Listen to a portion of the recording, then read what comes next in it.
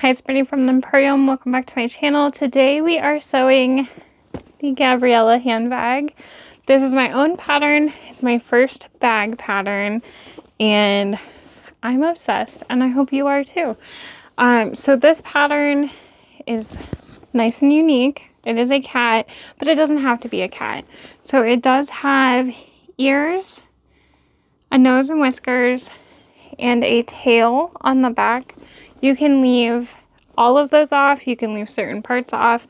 One of my friends that took my class left just the tail, and it was like solid vinyl with a cat print inside. Super cute. So again, with or without the cat features, you have this fun zipper flap that goes all the way to the bottom of the bag. And this also creates a really fun, like, sneaky slip pocket in there. And the inside has a zipper overlay interior zipper pocket that's pretty roomy. And the bag in general has a nice large opening. So it has hidden strap connectors, which I love.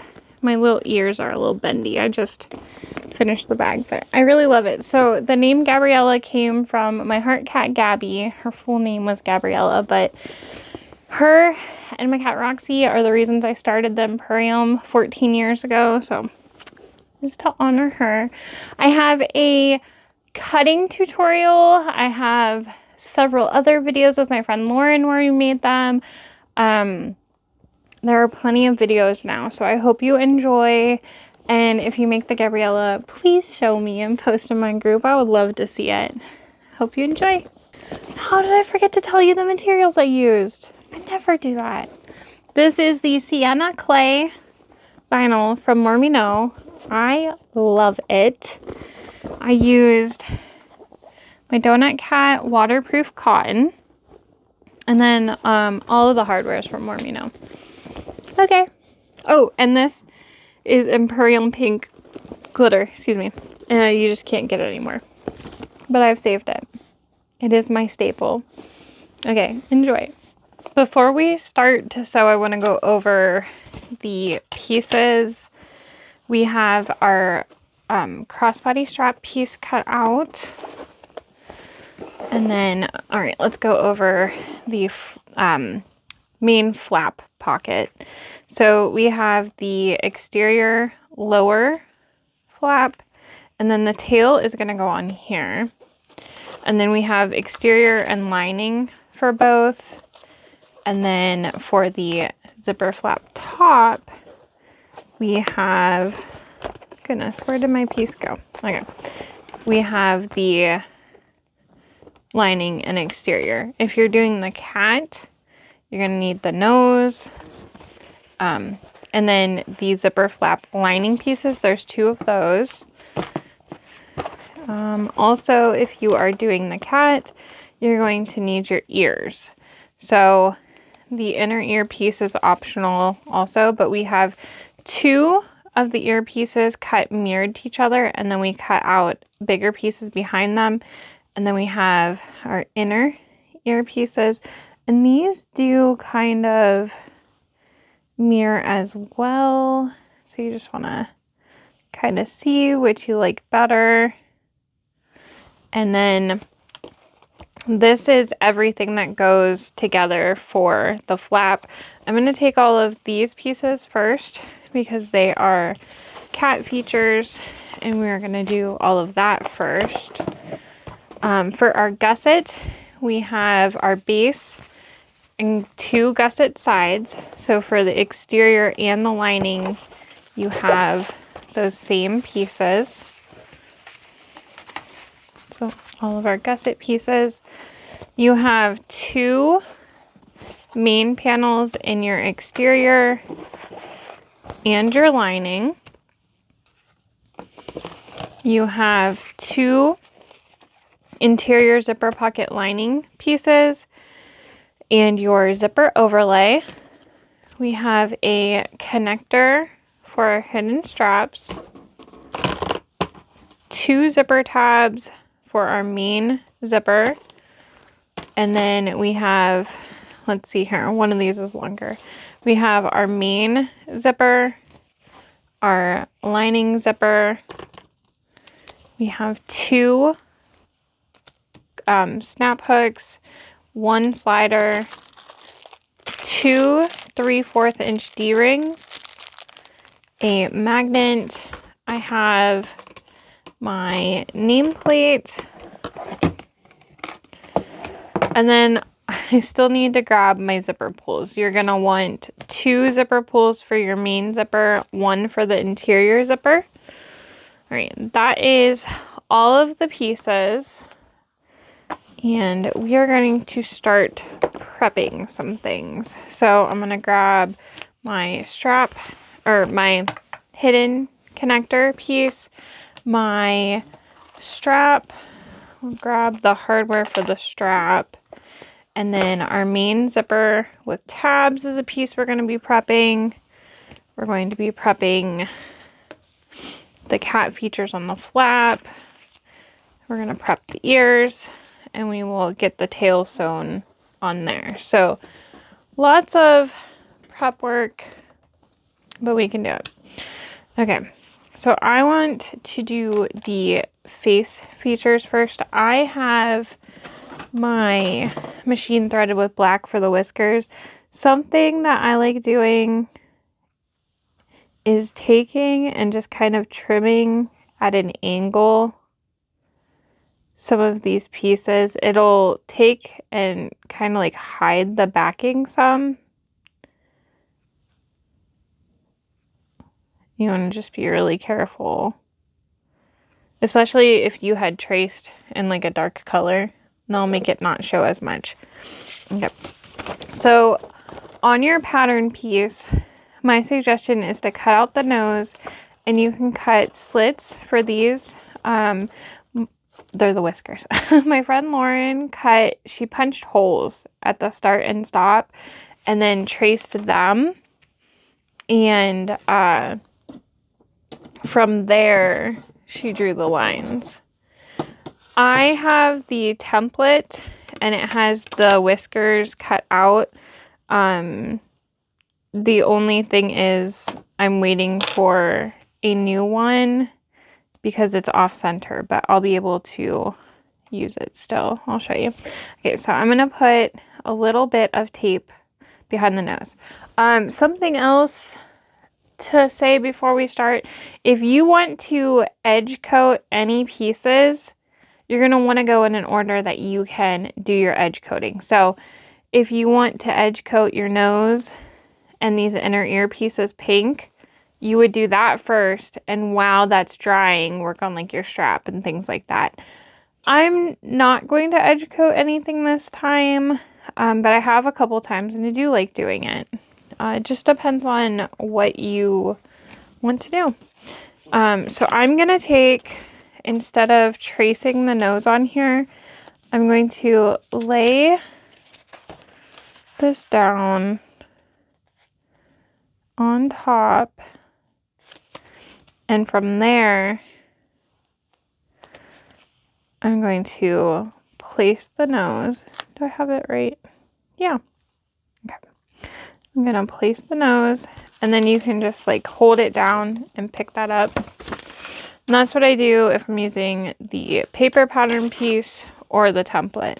Now, since my template is a little off, I'm just going to put this down on the nose and then take my pen and trace my whiskers.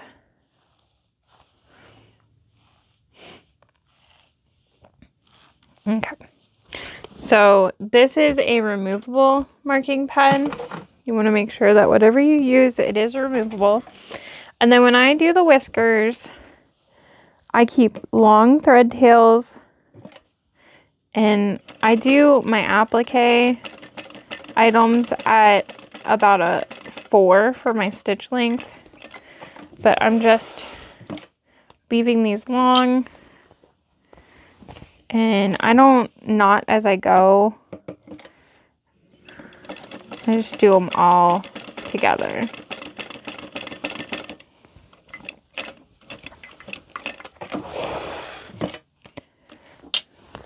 Just make sure they're out of the way.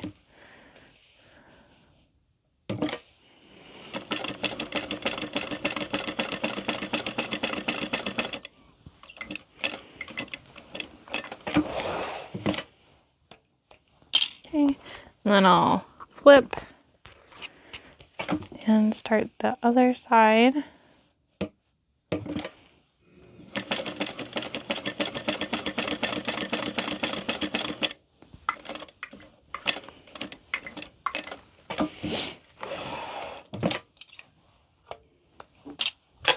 You don't really have to leave as long of thread tails as I am. I don't know why. Sometimes I'm just like, oh, it's got to be super long.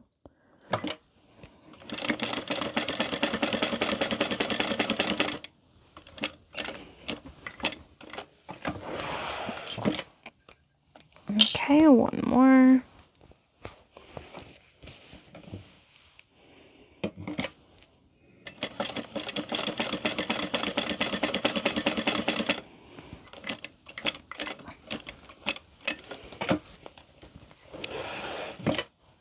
Okay, so this looks like a mess, but you're going to, what I do is I pinch my snips and push down while pulling this thread and then just slide that in. So I'm not cutting my thread.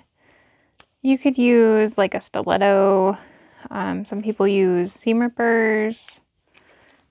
Now this is where I do trim as I go.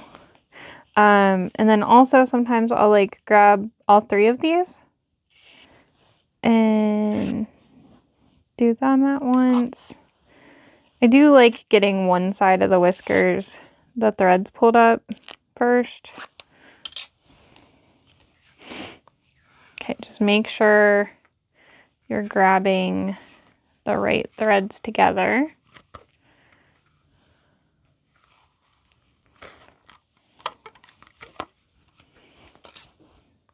And I do this instead of back stitching because I really do think it looks neater.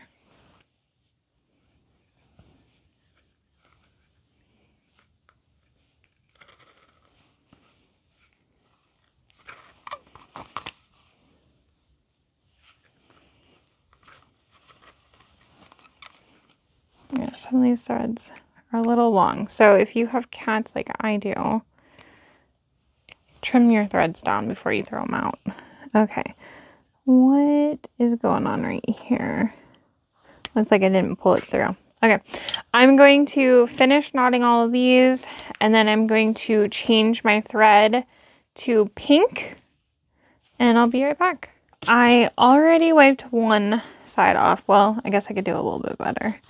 But if you just take like a wet wipe, you could use like a little bit of machine oil or just like a wet paper towel. The wet wipe doesn't like shed like a paper towel would, but you can get those lines erased. If you use like a heat erasable pen, just apply some heat, whatever you need to do. So there are my whiskers. And now we're ready to do the nose. So I like to start in one of the straight edges. And again, long thread tails. And I'm at a 4 for my stitch length. And you're going to want to make sure that the needle is down and on its way back whenever you're lifting the presser foot to pivot. And you can kind of, before you finish a stitch, just kind of lift that foot up, or yeah, lift the foot up and peek at where the needle is going to land. And that'll help make sure you're lined up. The stitch length of 4 or whatever shorter stitch length, depending on your machine, is going to help you control those curves and everything more because they're smaller stitches.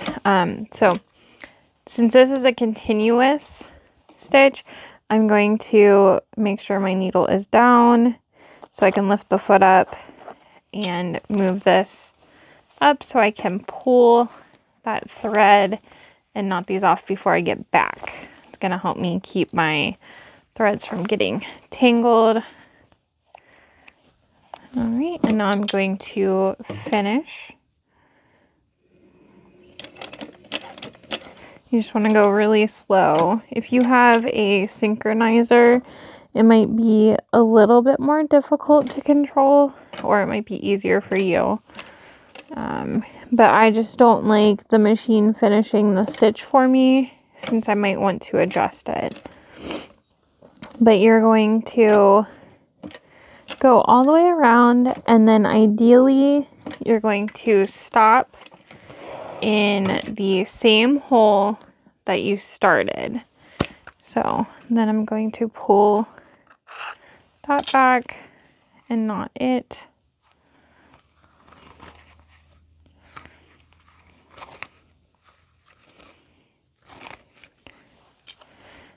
All right, and then our little face is finished. You can set this to the side. You're done with that. Okay, so for our ears, like I said, you're gonna want to see which one looks like it fits better. All right, I think I'm gonna go with this. And just like I did on the nose, I'm just going to trim at an angle a little bit to try to have less of that white backing showing. If you edge paint, you don't really have to worry about that. All right. Now we're going to take and put a little bit of double-sided tape on the back.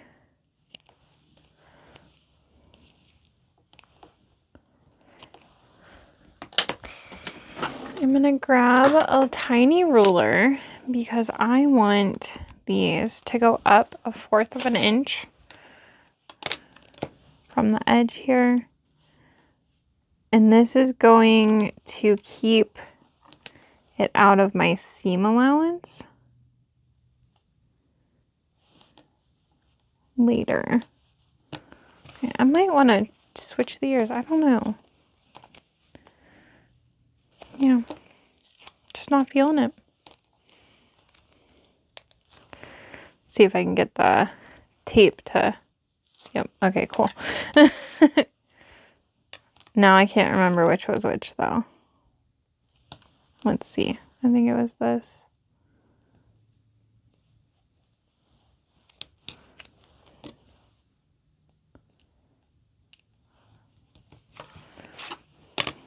All right. So when we stitch these on, you could do like a little back stitch at the bottom instead of pulling your threads to the back. That's up to you. You won't really see it very well, but either way.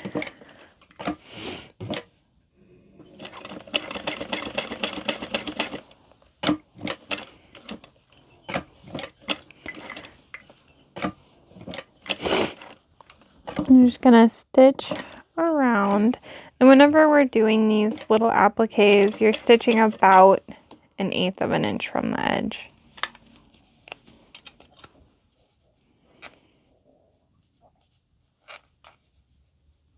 Come on. Okay. Sometimes the thicker vinyls give a little bit more resistance on the thread.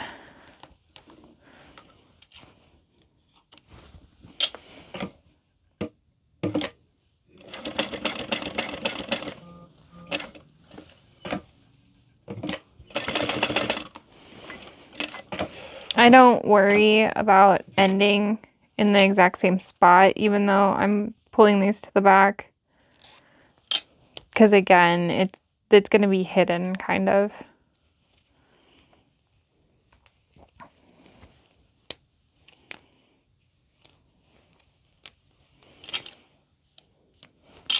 All right, so there's one.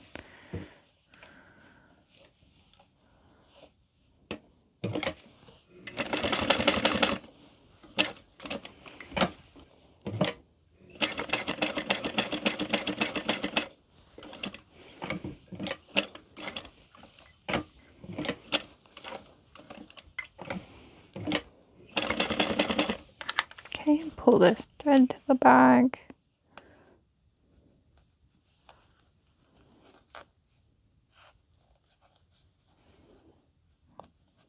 It's fighting me. Okay. All right. Almost there.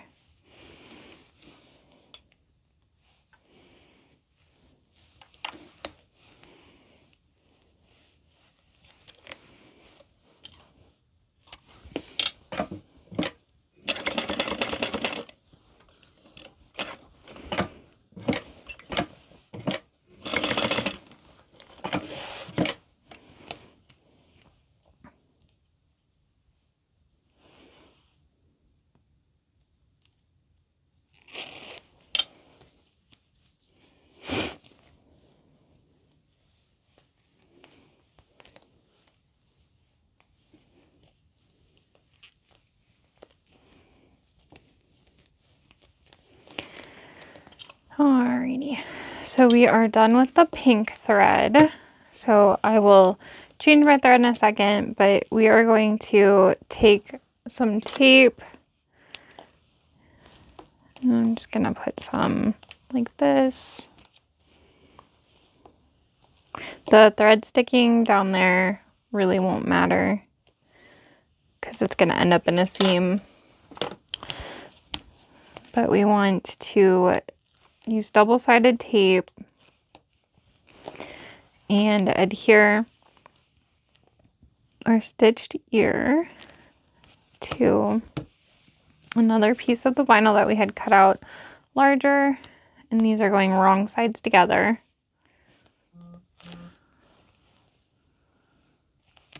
Okay, and then those are ready to be stitched. So we have the ears to stitch and the tail to stitch, and then the cat features are good.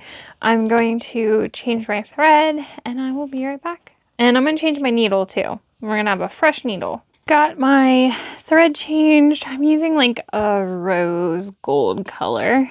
I went ahead and put my double-sided tape on the strap and crossbody connector pieces. But what I want to do first is take care of my ears. So I'm going to start at the bottom, stitch around, and then end at the bottom again. And I am back stitching, and we're just doing like 1/8 of an inch. I have increased my stitch length to a 4.5 for the rest of the bag.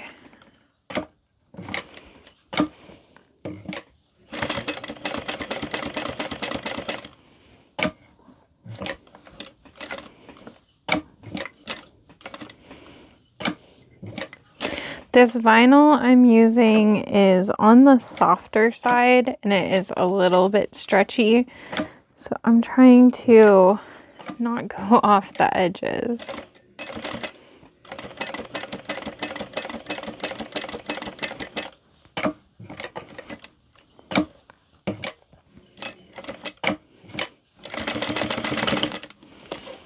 Okay, the bottom doesn't matter as much. All right, I'm gonna do that to the other ear now.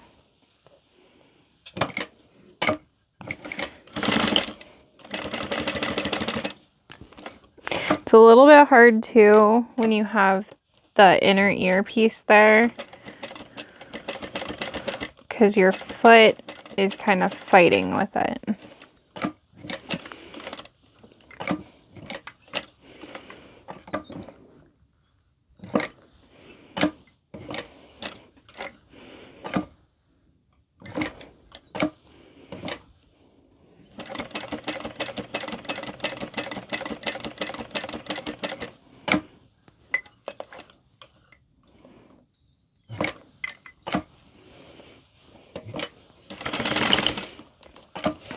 And then now what we are going to do, since we have these pieces together, we can go ahead and cut the ears completely out. So you're just going to use the top piece that you cut with the pattern piece as your guide and just carefully trim the back.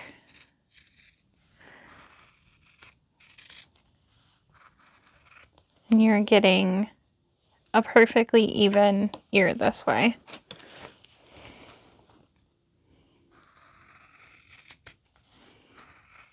You can also trim any imperfections off the top at the same time, and they're still going to be the same.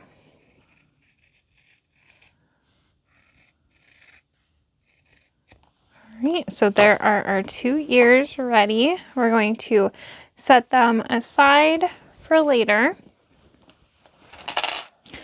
We want to go ahead and put our tail on. You want the wider measurement to be left to right.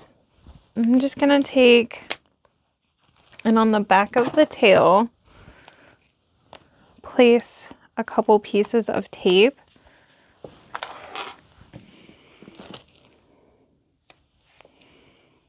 Just enough to help hold it in place. Okay. And then there is no like specific center mark to line up the tail.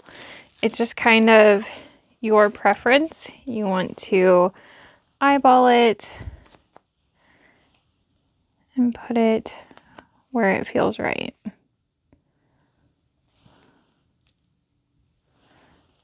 Okay. Then we're just going to stitch around, starting at the bottom. You can go ahead and switch back to a 4 or a shorter stitch if you want to. Since these are bigger curves, I'm gonna stick with the 4.5 that I'm at right now.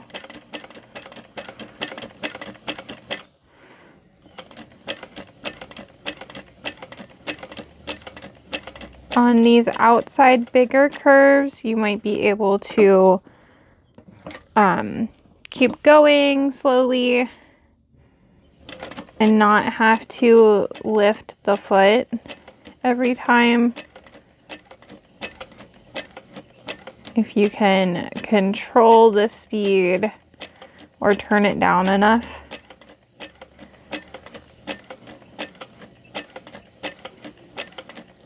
But once you get to right about here is when you're gonna need to probably start hand cranking.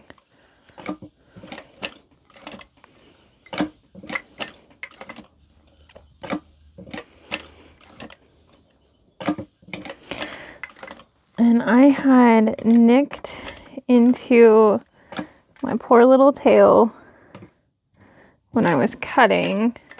So I'm hoping to hide that little imperfection here. It was just the tiniest spot. It's also a little bit difficult to see when you have the same color on top of the same color. So take your time.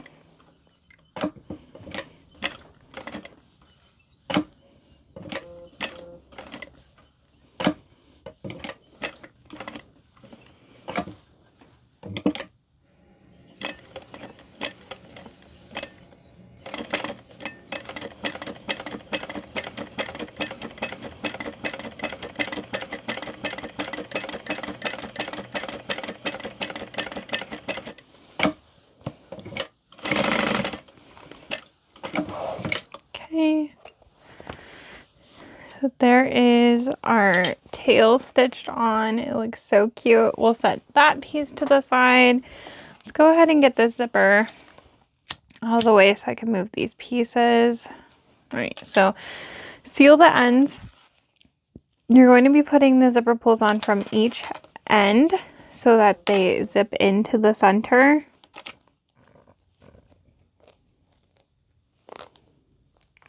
And it's real important to make sure that you put these together so that there's no bubble in the center. So you really want to be mindful, like right here, the right side has the tooth up top. So I want to make sure that that's how it still is when the zipper goes on. Okay, but that is on the top, but too far. Okay,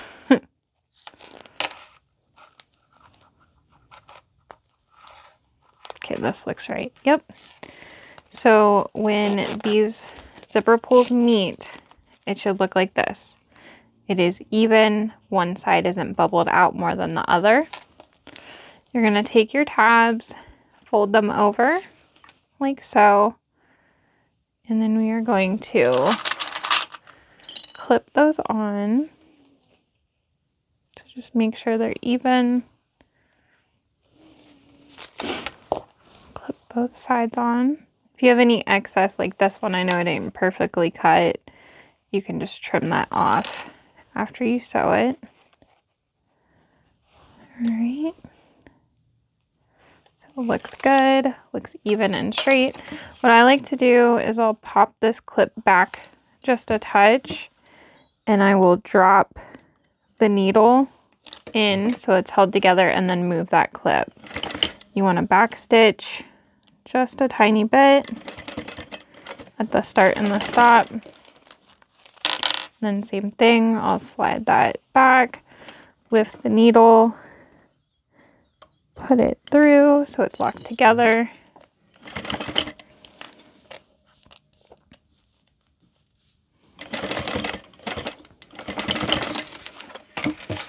Okay. So the zipper tabs are on. And then, like I said, if anything is hanging over the edge, which it's not, but I want to make this look a little bit straighter. All right. We'll want to mark the centers of this zipper. So just fold it in half. And then on the back, mark those centers. Sometimes I will mark it and then just ensure that they are even. All right, then we can set that to the side. We will do our hidden connector piece. Move the tape and fold in to the center on both sides, and you want the vinyl to meet up in the center for this piece.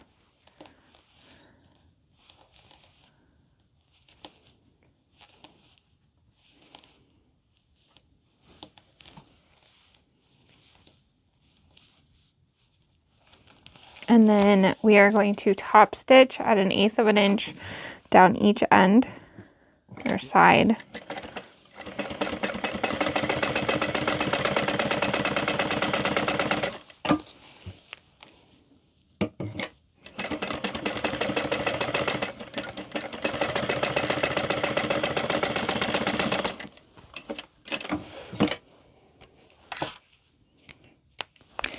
And then we'll take this, fold it in half, and cut that in half. So now you have two connectors. Those can go to the side.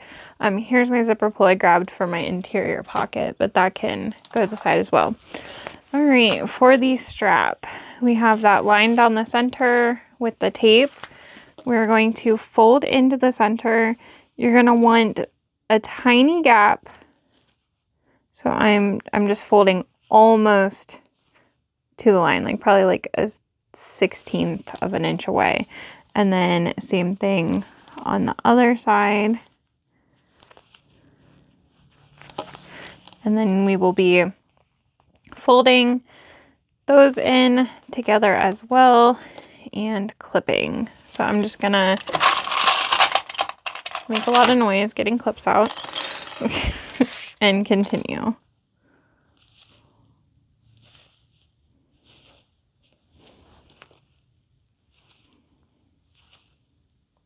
You don't have to use the tape. I actually, a lot of the time, don't use tape.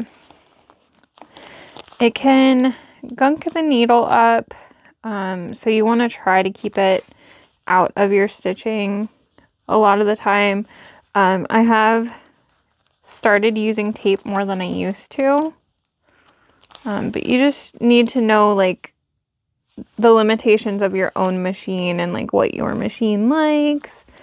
You can also use like alcohol wipes to clean the needle off frequently if you are sewing with tape, or just change your needle out more often.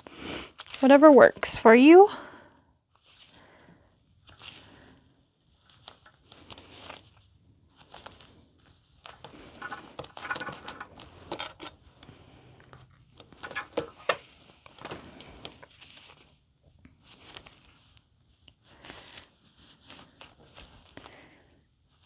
Another option, instead of using a double fold vinyl strap like this, is you could use webbing. I've done that quite a number of times.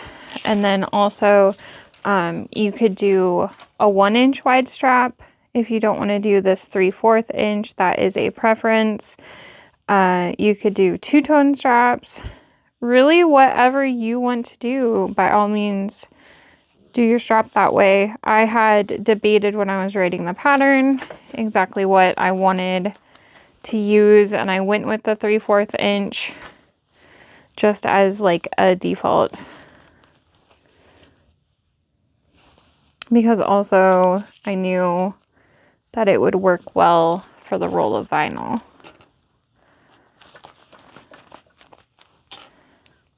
Alright, so once we've got all of our clips on here, we can go ahead and start sewing. We're just going to stitch all the way around at 1/8 of an inch. I like to start on the end, going into the open side of the fold. And you'll want to go down that side first, so you can remove the clips and they aren't in the way.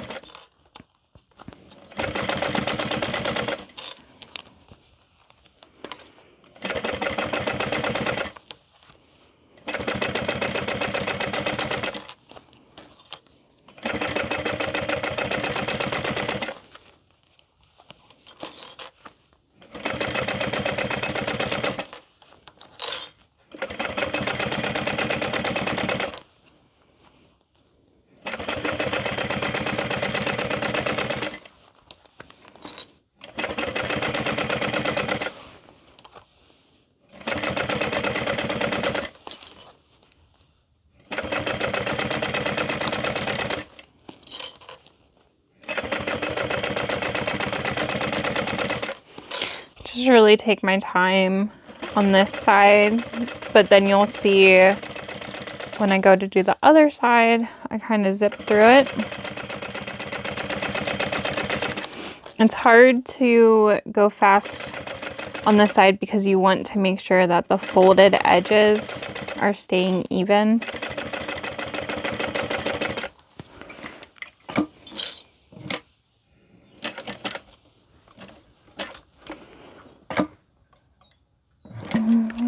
And then when we go this way, you can kind of just take your hands like this, and it creates like a guide for the strap.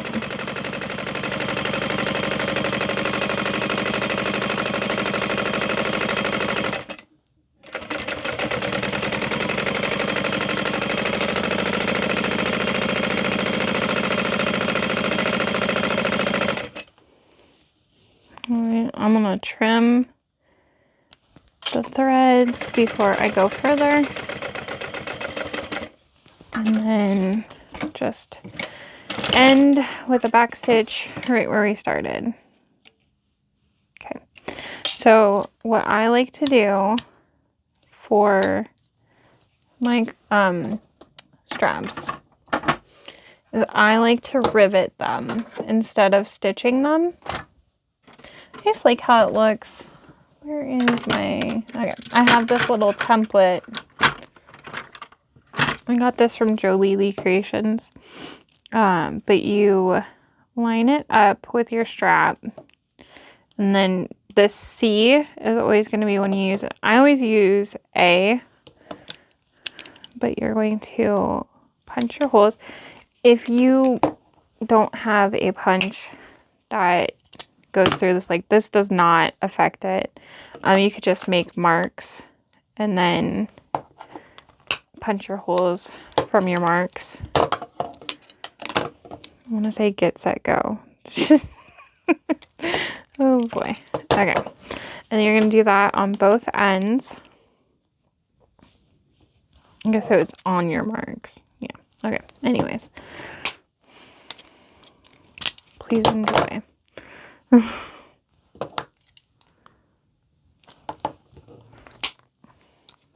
Okay.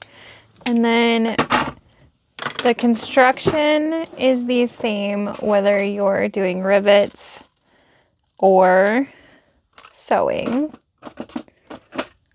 as far as the way the hardware goes on.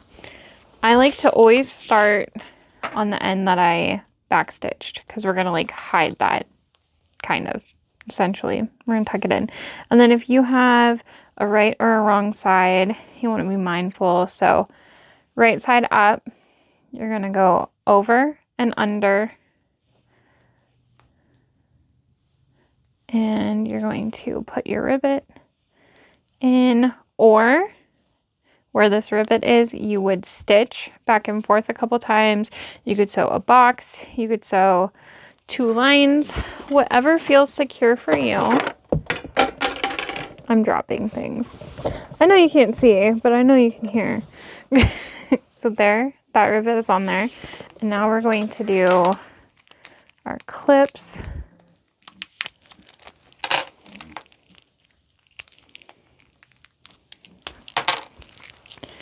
Okay, so wrong side up right now. I'm just going to follow that, and we're going to put this in like this. And then we're going to go over and under again. All right, so that is in there. You want to make sure that nothing is tangled. Okay, so here you can see nothing is tangled. And then we've got right side up. We're going to go in like this and fold that over and rivet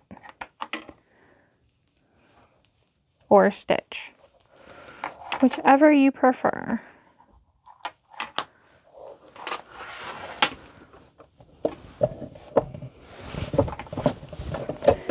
All right, so here is our crossbody strap ready to go. We have now prepped everything and we're ready to sew. We're going to work on the zipper flap first. We're going to work on the zipper flap pocket assembly. So I have all the pieces we're going to need for that. You have your upper and lower lining pieces. You have your upper and lower flap exterior pieces. You have 2 zipper flap lining pieces. I know, the names are a little similar. You have the ears, if you are making the cat version. You have your main zipper, and then you have 1 exterior main panel. And that will be the last piece we use. What we're going to do first is work on the exterior part. So I'm going to go ahead and find my center here. And I actually want to mark the top. And then I'm going to measure 7/8 of an inch from each side there for my ears. And actually I normally put these on this piece, but I wasn't thinking. All right, from the flap here, you're gonna wanna take and look, because the ears are a little bit different. I like mine to kind of face in a little. There's just a slight angle, but you want the ears to face up with the face. So you would fold these down so that they're right sides together if you're working from the flap. If you're working from the bottom like it states in the pattern, you would have them like this. So just be mindful that when it flips up, it's going to be matching. Okay, so we're going to want to clip those on, and you can play with the placement a little. I've just found the 7/8 of an inch placement to really work for me. If you want to baste these on, go ahead and baste them. But I tend to just go ahead and make my full sandwich here. So this is how the pieces are going to lay when it's all together. So we'll go ahead and fold those right sides together. I like to clip the ends and then work my way back out from the center there. Okay. Then we're going to stitch these layers together. Make sure you backstitch at the beginning and the end. You don't really need to backstitch over the ears because we're going to be top stitching them also, and they aren't like a stress point. Like, they're not going to be pulled on.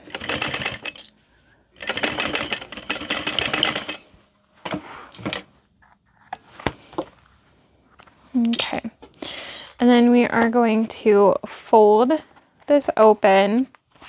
You want your seam to go to the bottom, and we're going to top stitch through the bottom panel.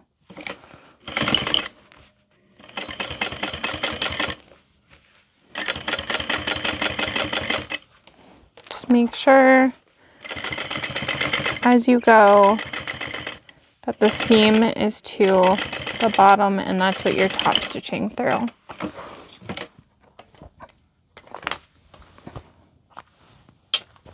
So there is the exterior portion of the zipper flap. We're going to stitch together the lining portion. So you're going to put those top and bottom lining flap pieces right sides together.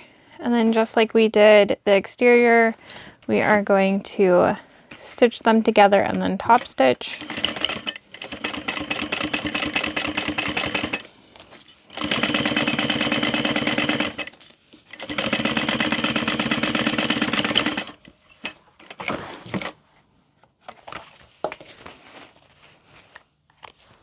Okay, again, press your seam open, seam to the bottom, and top stitch the bottom panel.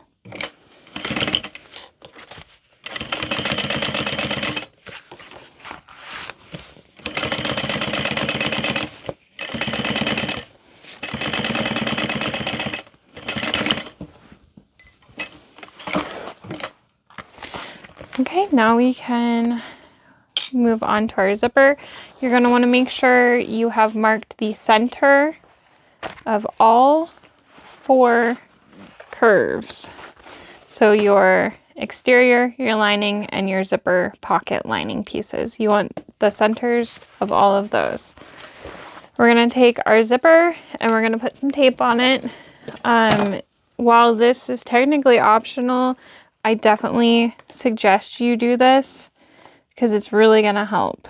So we're going zipper tab to zipper tab end. And this is 1/8 inch tape. You don't want to use any wider.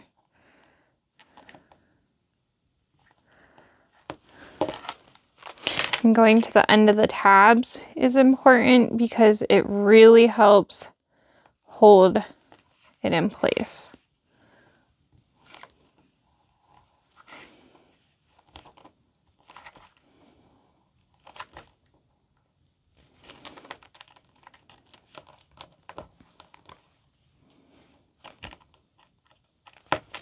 Okay.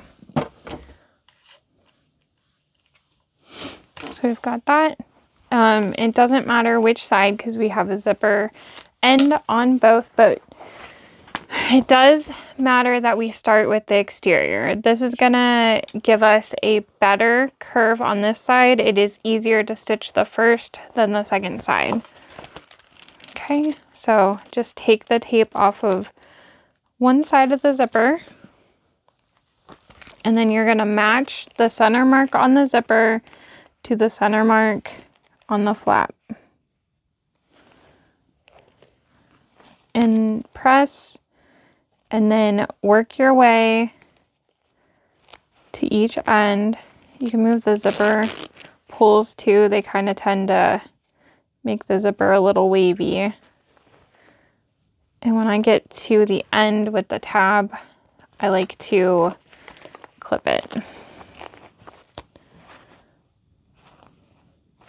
Because I use the tape, I don't baste my zipper on, but you absolutely can.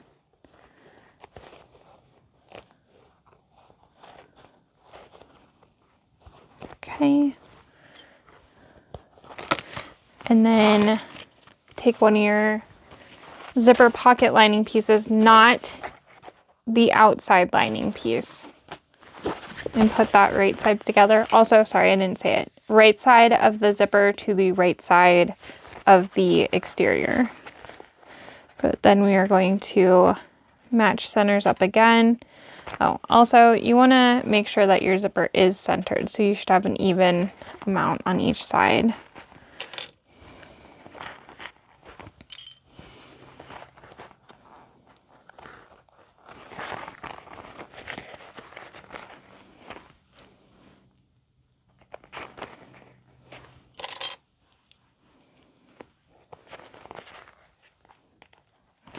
Okay, now where we're starting and stopping our stitches, sorry, my hair's everywhere today. Well, where we're starting and stopping our stitches is really important on these next two steps. So you want to make sure the zipper tab stays in there straight. We are stitching all the way across our layers from end to end right now. Make sure your needle's down to lift the presser foot to move your zipper pulls, and then I just push that zipper tab in to make sure it's straight. You can use like a stiletto or a screwdriver. All right, so we stitched from end to end. You want to just make sure your stitches look nice. And then you're going to open your layers, put them wrong sides together. And you want to give this a tug, roll it with your fingers. Depending on your materials, if you want to press it, go ahead and do that. But I just gently tug on my zipper as I go. This is really important. We are going to top stitch, but we're only top stitching from zipper end to zipper end. You are not top stitching all the way.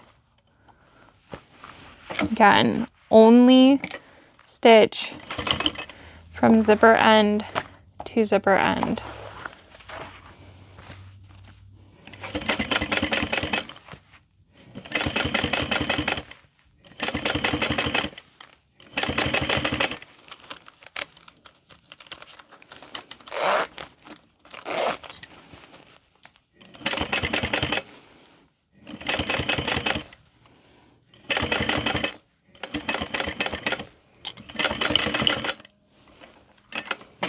All right.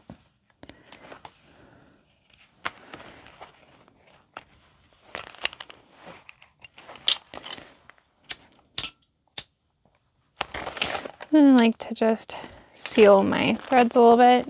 So you should have a nice smooth top stitch there. Now the second side is a little bit trickier, which is why we did the exterior first to get your pretty side. We are going to take the pieced together exterior lining piece, if you will, and we're going to put the right side of the zipper to the right side of that piece. Again, lining up our center markings. And from there, working the zipper to the edges. All right, and then I always clip the zipper end, zipper tab, whatever you would like to call it. Okay. And then we'll go ahead and put the zipper pocket lining piece right side to the wrong side of the zipper, making our zipper sandwich.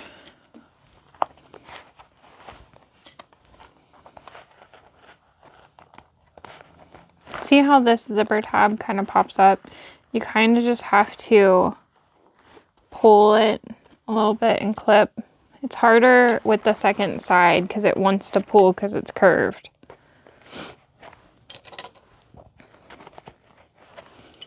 So again, if you wanted to, based on the zipper, you can. I kind of tend to move it as I'm stitching too. So I want my zipper pulls to be further away when I start. Again, we'll be stitching from end to end of our layers.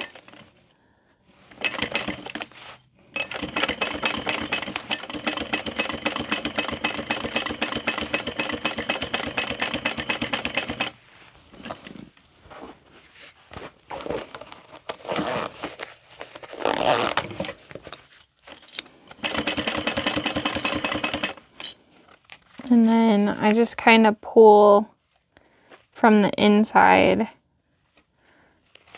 to get that zipper end smooth. Right. So this part is a little bit tricky. It's not too bad, but you're going to open those layers again, just like we did. And you can kind of play with it as needed, and then you can kind of tug the lining. But now you have both of these sides here, so if you open that, you can access the zipper to roll it in your fingers. You can take and pull on the layers and clip them a little to help.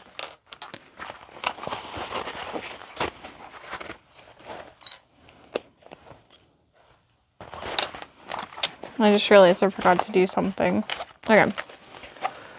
I knew I should have done that. We need to install our magnets. I already made my mark. So, if you haven't, the measurement is in the pattern.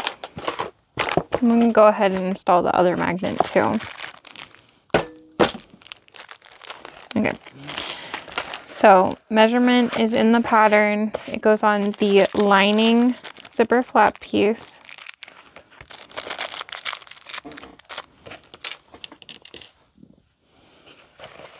So I made my mark, and then I'm just going to mark where I'm going to cut. And then I'm going to make sure I'm not going through any other layers.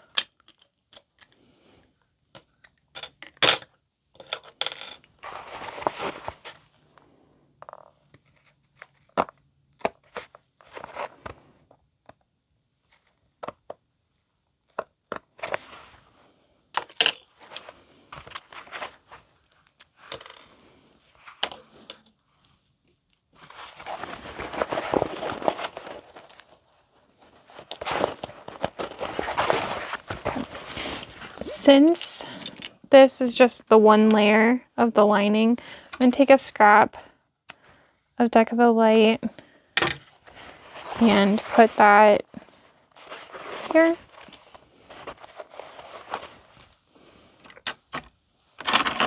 And then I'm going to use my screwdriver to help lay those prongs down. You could put some duct tape here if you'd like. That is up to you. Okay, now that that's there, I'll set that aside for one moment and we'll do the other magnet. The other magnet goes on your front exterior panel. So if you're putting the magnet on first, the other main panel is going to be the back. So the front exterior main panel is for your other magnet side.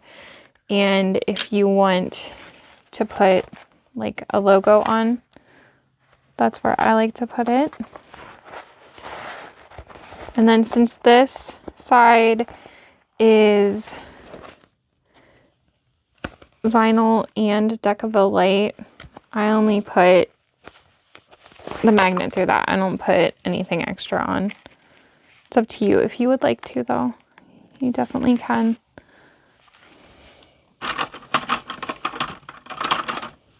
These prongs are facing out a little.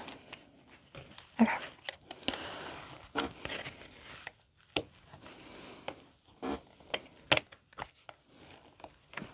All right, so magnets, opposite sides, put that to the back again. Okay, now that this is on here, we can top stitch. I have forgotten to put the magnet on until it was way too late. Okay. I'm gonna leave this open to top stitch. You do kind of have to close the one zipper a tiny bit to get started. But again, we are just top stitching the zipper from zipper tab to zipper tab. Okay, then I can move the zipper again. And you're just kind of, however you need to, working this to get this other top stitch. So this is why we did the exterior first, because it is a little bit easier to do. And we wanted to make sure it looked extra pretty. All right. It's not bad. It's just not as easy as the first side.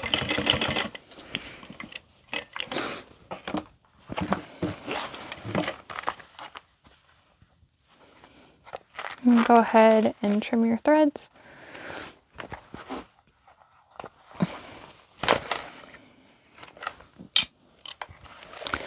And seal them if needed. And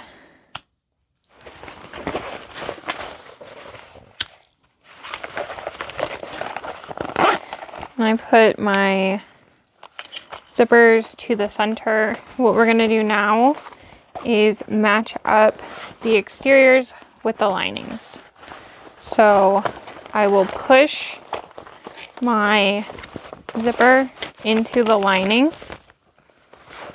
And then, I got this stuck on the needle. And then I'll start matching up seams.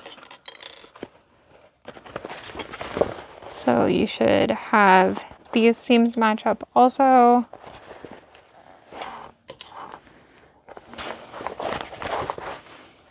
And the bottom should match up as well.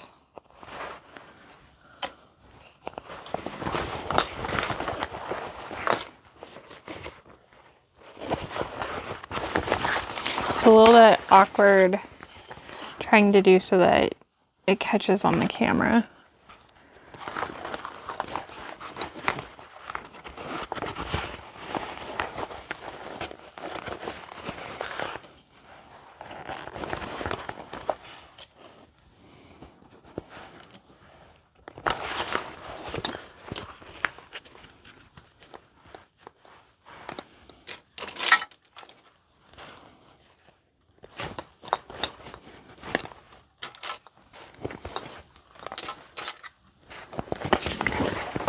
I want to also make sure that everything is laying flat.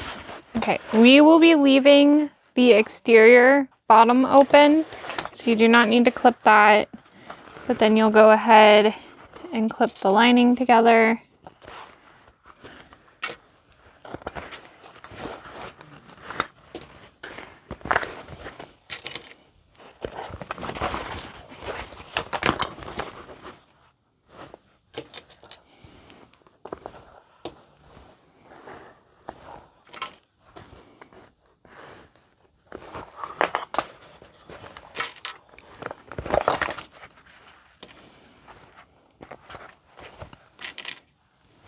Okay, so we're going to start on the exterior side.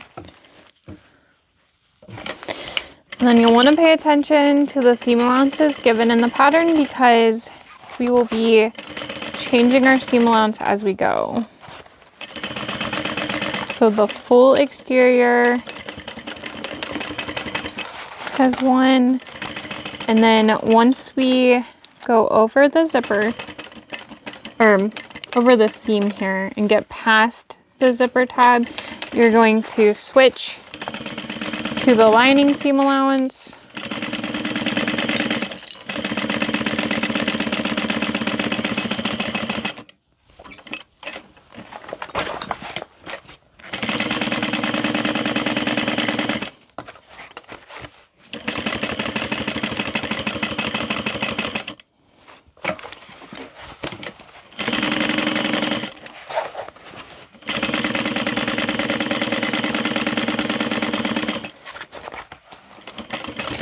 And then right before you get back to your zipper tabs, you're going to go back to the exterior seam allowance.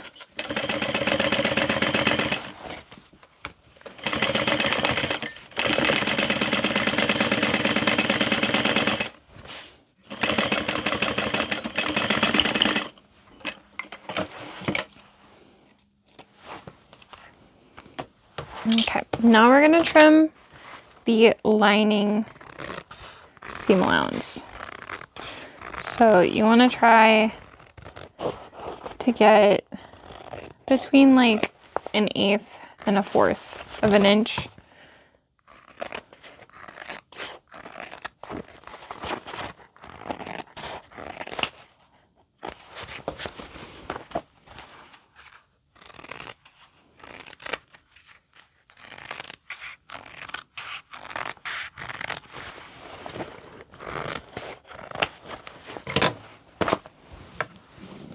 Okay,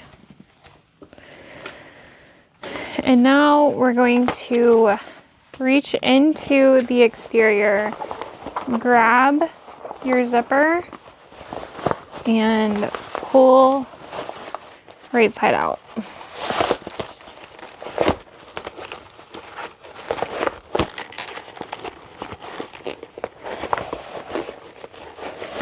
And then you can also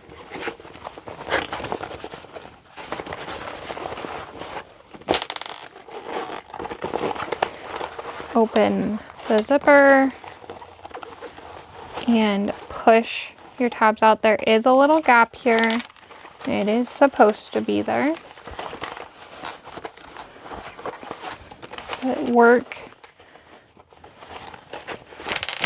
all of your corners and everything.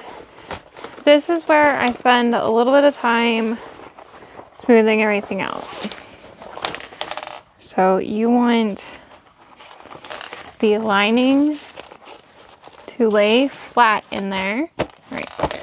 And then you're going to want to clip down the side. So I'm going to spend a little bit of time doing that, and then I'll be back. I'm also going to mark my stitch stop lines per the pattern. So I clipped down these sides. I smoothed everything as good as I could. Sometimes I'll still just play with it a tiny bit. You really want this to be as flat as possible because we're going to sew it onto the back panel of the bag. So this up here you don't have to worry about as much, but we are going to be stitching right here. So I went ahead and made little marks per the measurement in the pattern. That's where my stitch line is going to stop. I think one of my cats laid on my project overnight. What's new? Okay. Just finding a lot of hair today. You're going to line up the bottom and center the panel. I'm going to put a couple of clips here,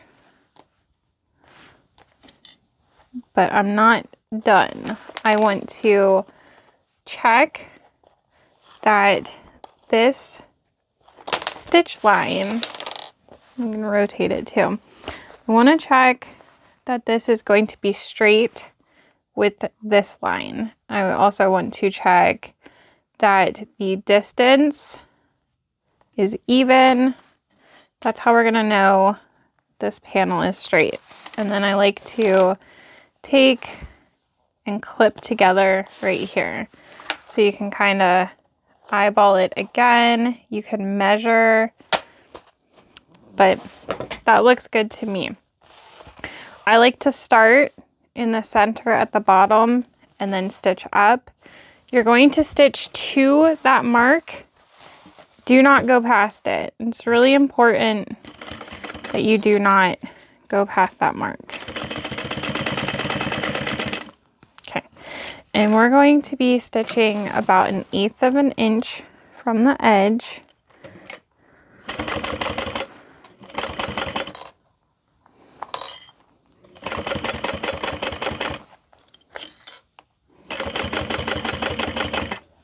Just take your time. And again, when you get to that mark, backstitch a little bit, but do not go past it. And then I like to start at the bottom again. It is a little awkward doing it this way with the flap, but I just really like stitching from the bottom. So I'm just kind of applying some pressure to make sure the panel doesn't shift. And then I'll rotate that, making sure it is still in place.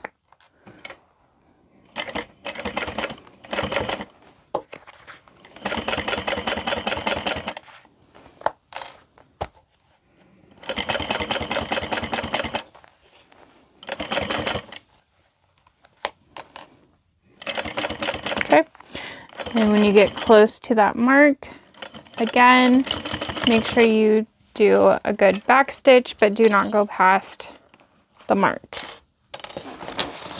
If you go past that mark, you're gonna have a hard time finishing your bag because your stitches are gonna be too close to your top seam. Okay, and I'm just looking again, looks good. We are going to rivet here. Now, I want to say this isn't really optional.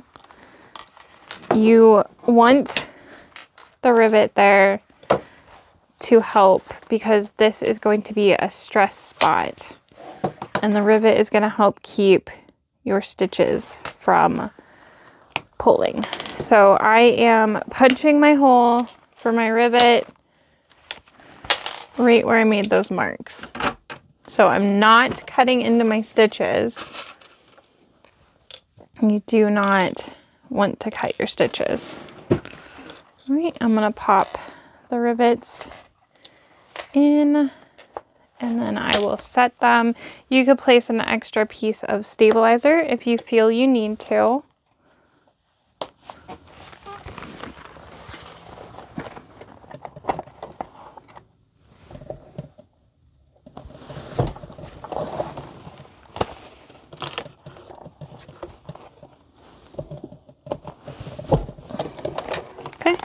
And then this is now, what do I call it in the pattern? This is now our completed back exterior main panel. All right, so you can just kind of reach in there again, smooth it. And here is a sneak at our finished pattern. All right. We are going to work on finishing the exterior. Oh, also, you can take and trim any excess sticking out from your main panel. All right, so I'll grab that. I'll grab the front. And then for our gusset, we need the 2 gusset sides, the gusset base, our hidden connector pieces, and our 2 D-rings.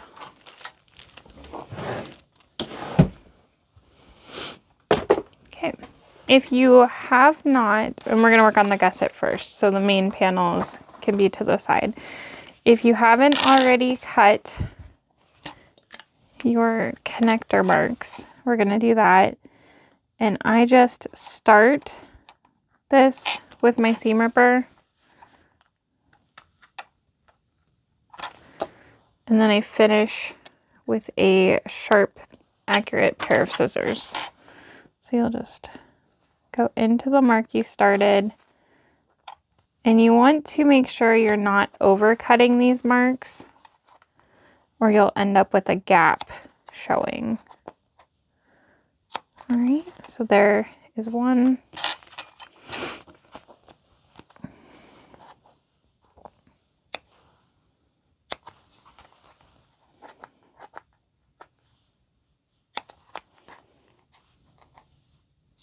And 2. Okay, you're gonna take your connector and you wanna make sure that the wrong side is facing up, and you're gonna slide that down in. I like to leave maybe about 3/4 of an inch hanging up top. All right. And I like to do both at the same time. We're going to stitch here, so above where the cutout is. You're only stitching through the connector and the back panel, so it's going to be right about here. Make sure you back stitch well. I want to say you're stitching between 1/8 of an inch and 1/4 of an inch above that.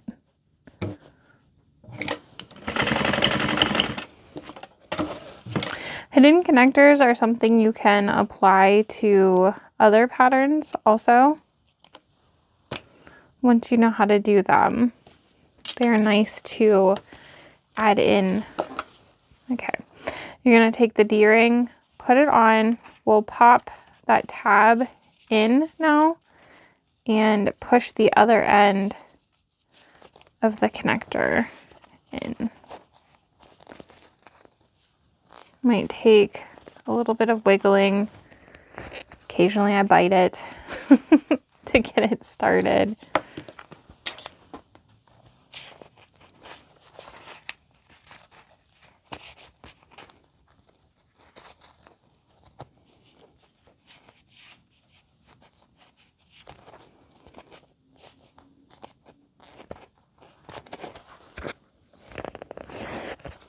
Okay.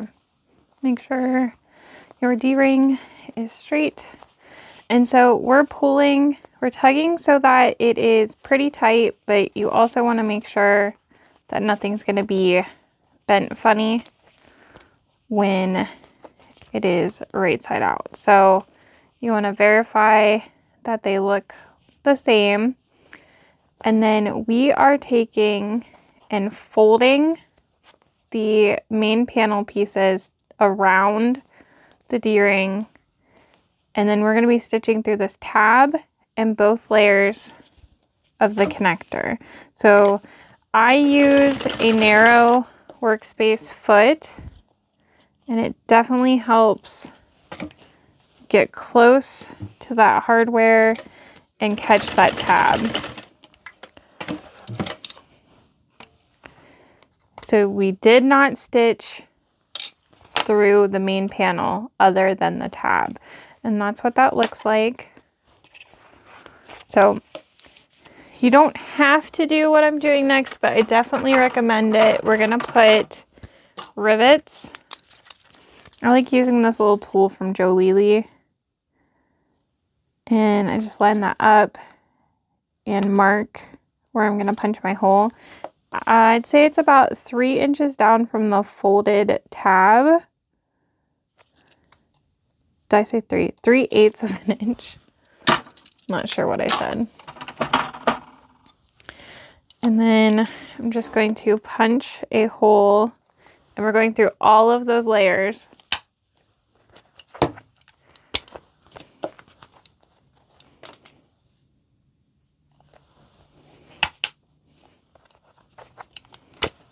Okay.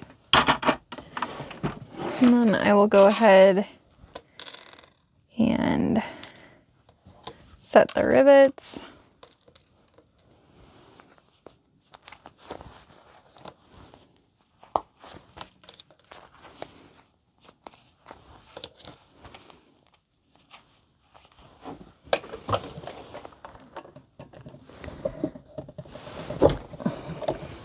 There's 1.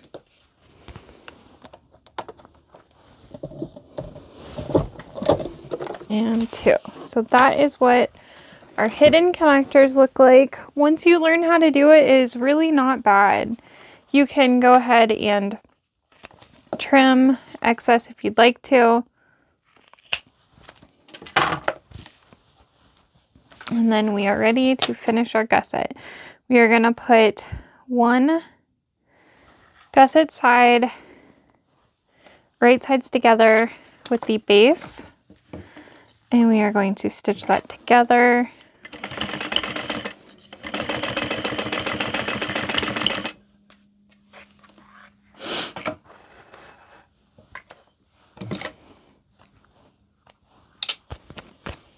I like to angle in and trim off some of that seam allowance.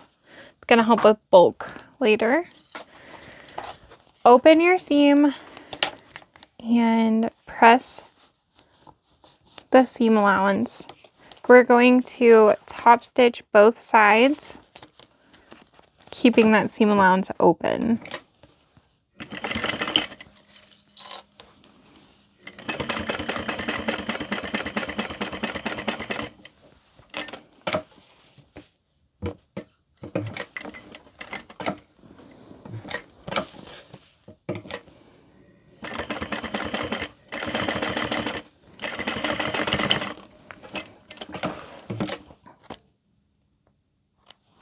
And then we'll repeat that with the other side.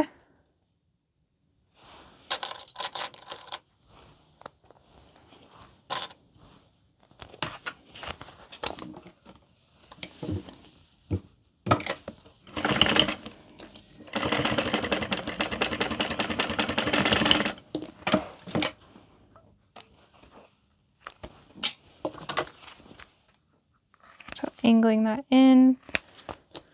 Again, folding that open and top stitching.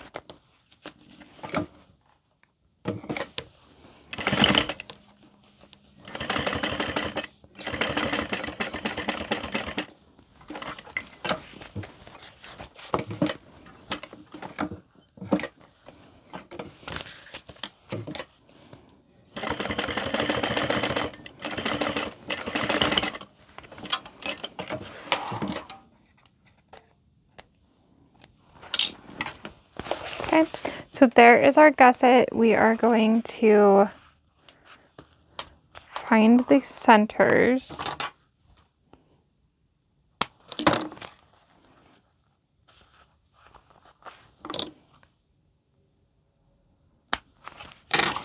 And then we'll want to make sure we have the center of the bottom of our main panels.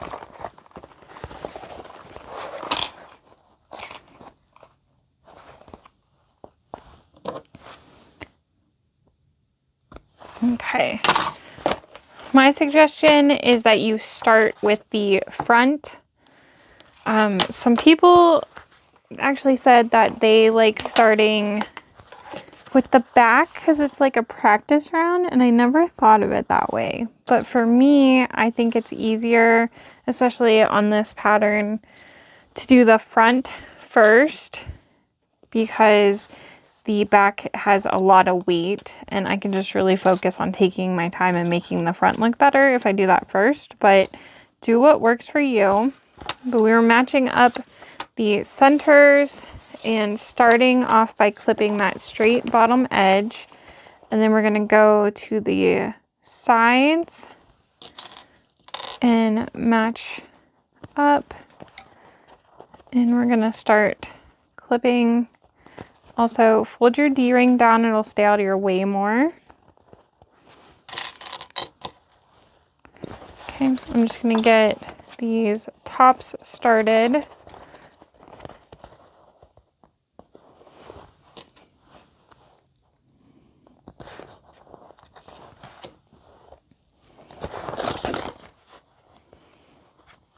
And then you do have some curves here and stuff. So my suggestion is to put some staples in. It's going to help hold everything in place. I know a lot of times we don't really staple up in this spot on a gusset. However, all right, so I'm putting staples about a 1/2 inch away from this seam. And I don't want to go any further right now. Okay. Going to clip to about here also.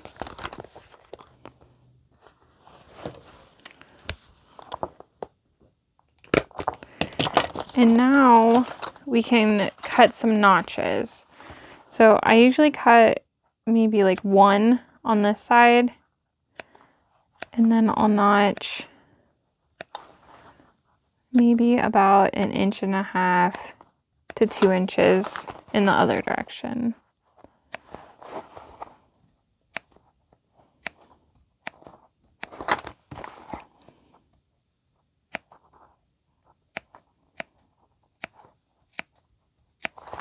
Okay, and then you will just ease the gusset to fit everywhere, and it should fit really well.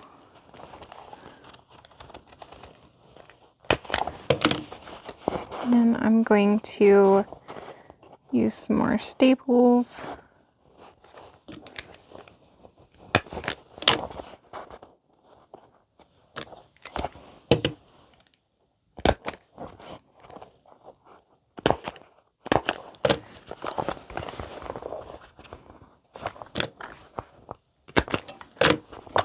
I think I'm out of staples. Yep.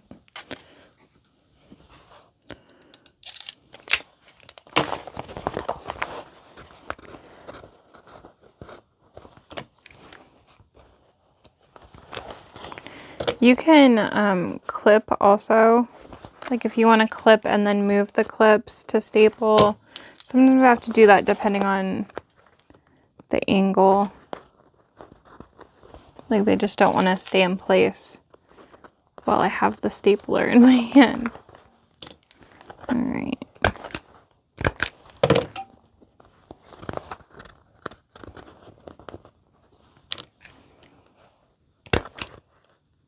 All right.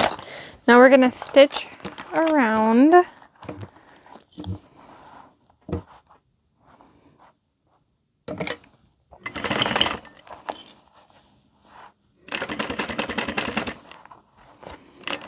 You just want to make sure you take your time and that everything stays lined up.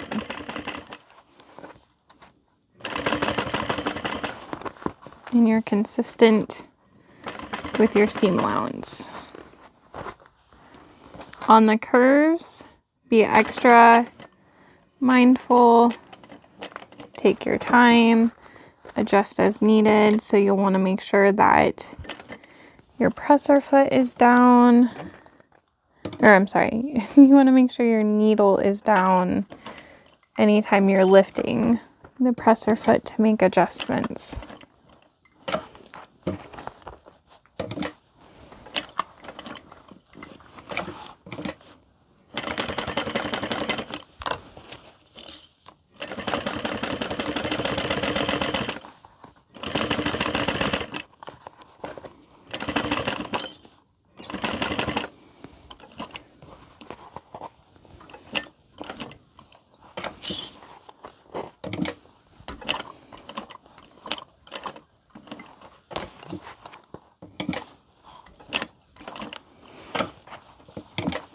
The more you adjust and take your time, the better those curves are going to look and the less chance you're going to have of getting a pucker in the gusset.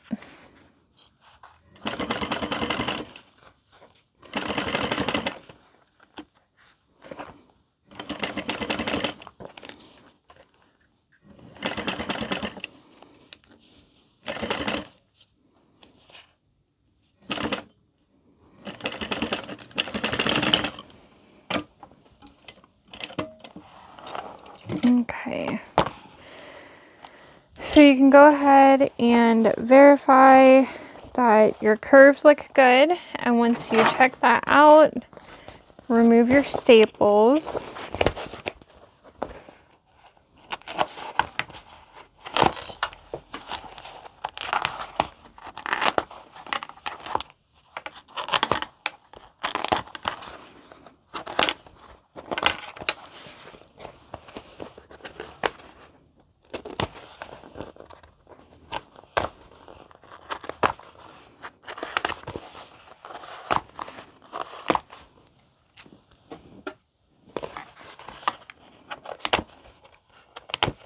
Okay, and then trim down the seam allowance on the curve.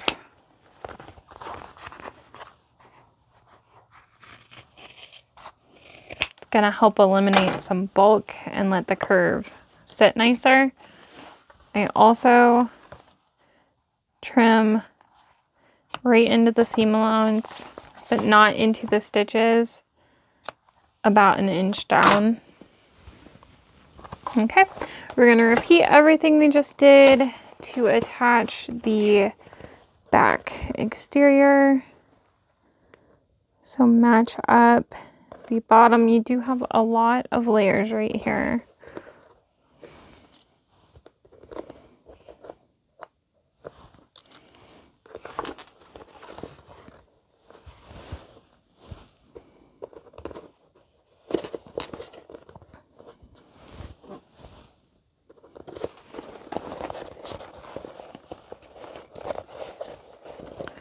Okay, and then we're going to match up these sides.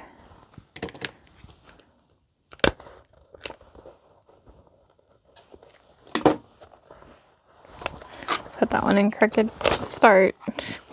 All right.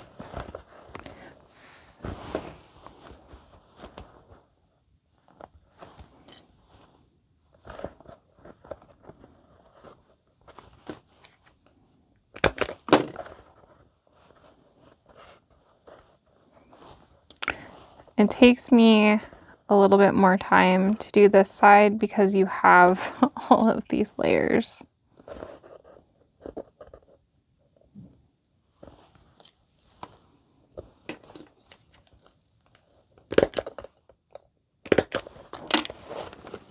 But taking your time is better than rushing and messing up.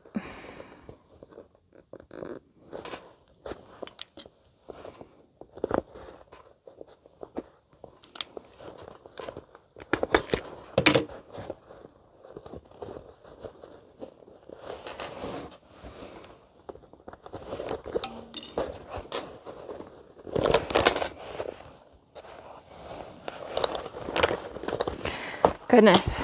All right, maybe if we do it like this. Just struggling today.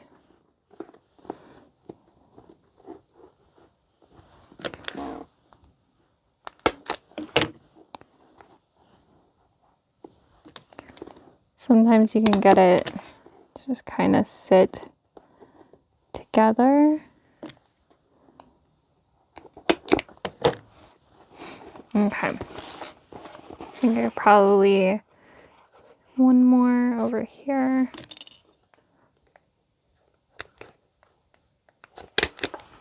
And then we can make our snips. Staple's not even on there.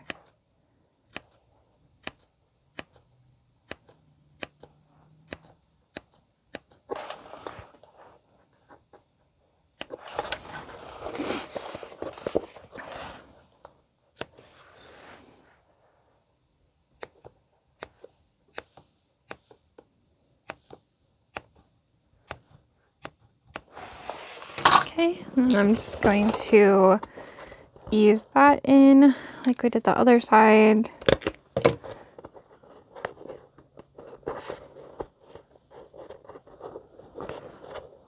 I'm sorry, I'm trying to keep it in view, but it's also hard because setting it in my lap is easier for me.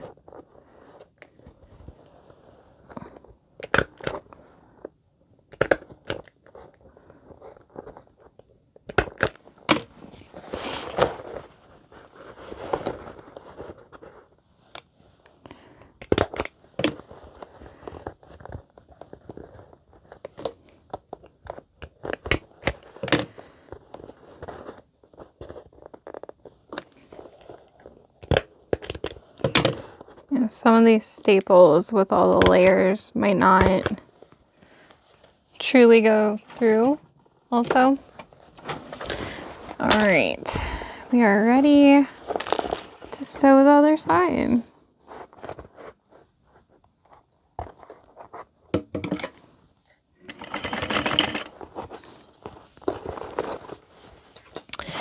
You might want to grab something to help you hold the layers together also.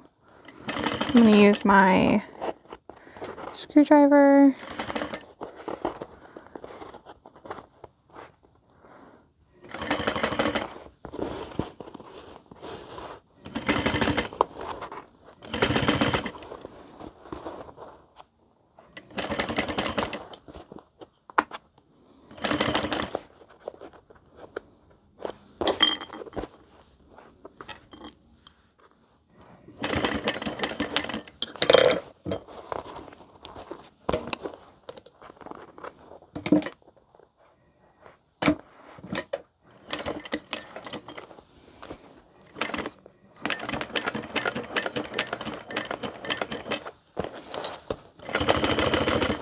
It always feels good once you get past a curve and you get to do the straightaway.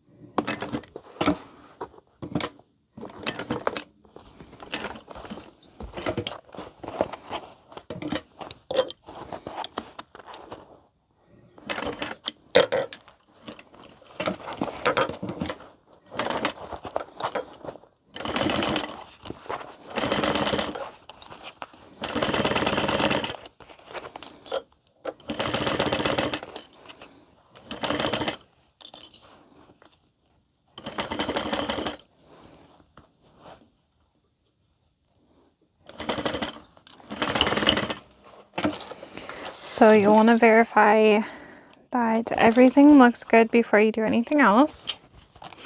And I'll like look from the back and just kind of check that everything looks good. And I can tell if I have any puckers. Like I said, I do the front first because I know for myself that it always looks better than the back does. So, looks good. It's not perfect, but it looks pretty good.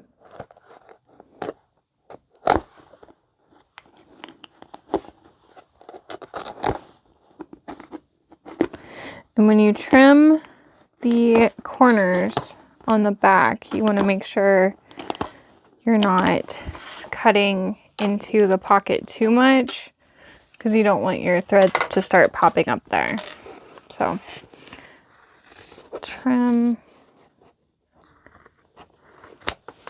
but not too much. And I don't snip into the seam of my gusset panels either.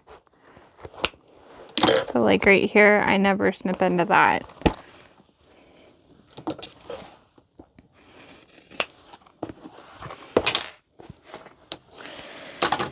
Okay, you can look in there, kind of admire it, but we're gonna leave this wrong side out for when we put the lining in. So set that aside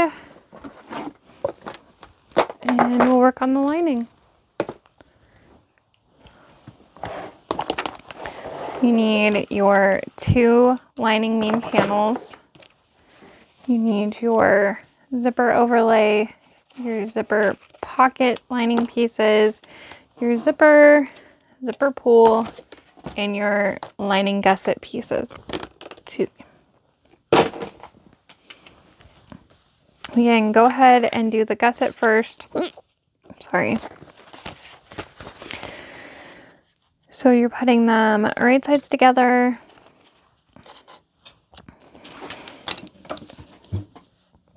And stitching them.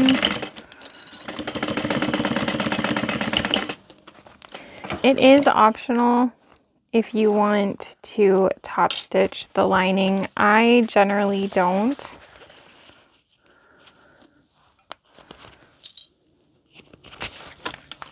But by all means, if you want to, do it.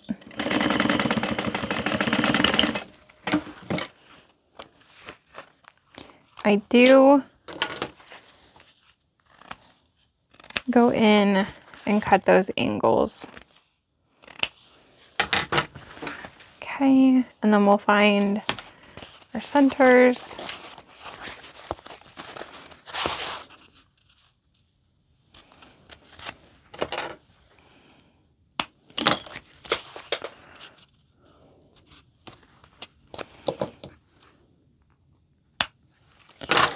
And set that aside for a moment.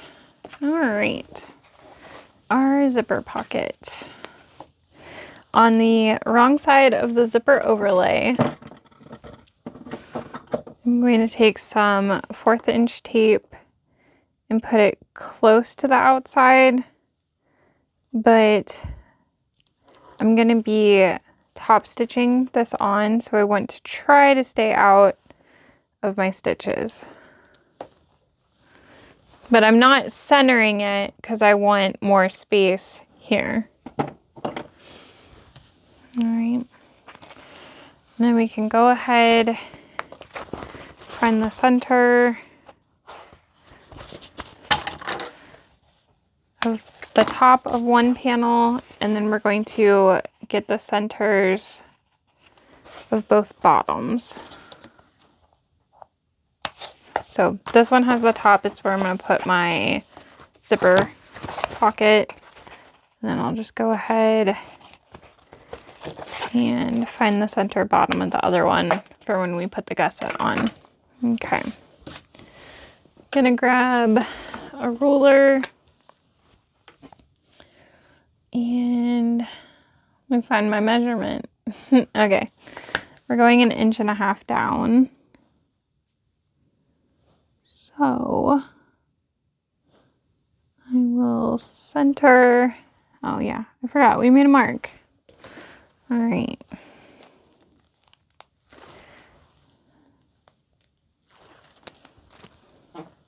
Going to line this up centered.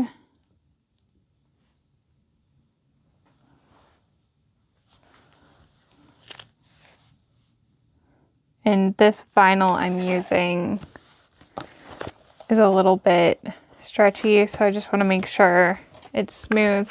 And then if you want to use a woven label, this is a really good spot to put one. And I was gonna do may contain cat hair because I tend to do that a lot with this bag. However, I'm thinking a you look really pretty today in this hot pink will be cute.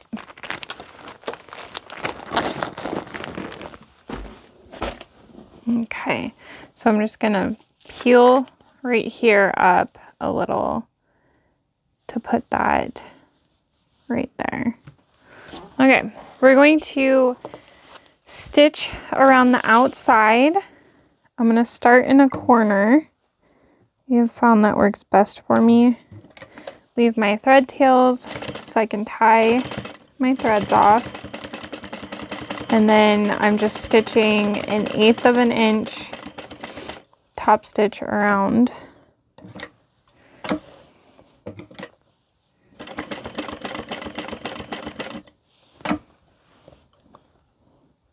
Okay, and while I'm down on that other end, I'm going to pull this thread to the back and knot this one off.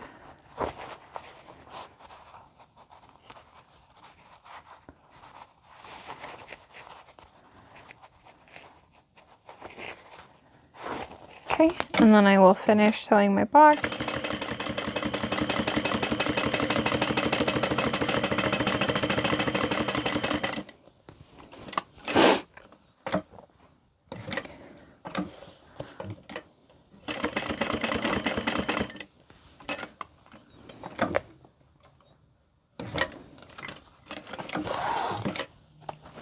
And once again, I'll pull that thread to the back so I can knot my threads.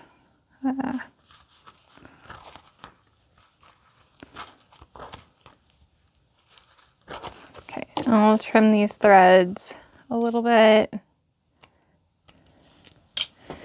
And then we need to cut the lining out. I'm gonna start that with my seam ripper. And then I have these, I think they're called duckbill scissors. Like, people use them a lot for applique, but I have found they work really well for cutting these zipper overlay boxes out. But you're going to cut like up to the tape. You do not want to cut your zipper overlay, that vinyl. You will have to start over if you do. So we're only cutting the lining. All right, Pretty is ready for the pocket, but we need to prep the zipper. So I'm gonna keep my zipper pull off for now. Now, one thing I wanna touch on is there's really a lot of cat hair. I'm so sorry. What's new? The way I do this zipper pocket, one piece is taller than the other. So when we have the zipper in here, they're going to be upside down, but the the taller piece is going to be on the top. We'll get there in a second. But you're going to take and put both pieces, so the lining and the zipper, right side up. Go ahead and tape or clip.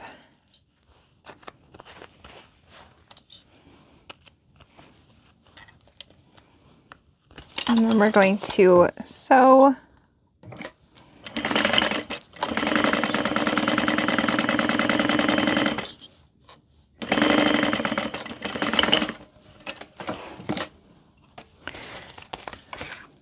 And then we want to fold the zipper flat. So your seam allowance is going to go to the lining, and we're going to top stitch the zipper down. If you haven't done a zipper pocket like this, it might feel really weird, but it is truly my favorite way of doing it. Okay, and then we're going to take, and again, both right sides up, and you want to make sure that your lining pieces line up. And then clipper tape.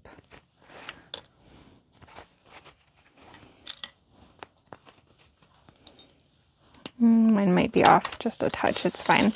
All right, sew that down again together. Oh, hang on. I went in way too far. This is not gonna work. It's like, geez, Brittany. It happens.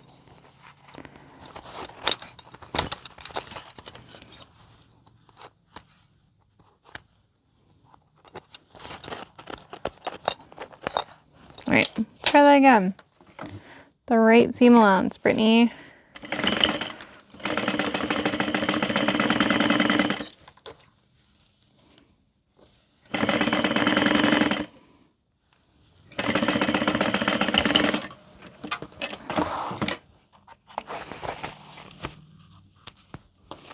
Okay. And then you're going to fold this down again and top stitch. And yes, the right side of the zipper should be up and the wrong side of your lining.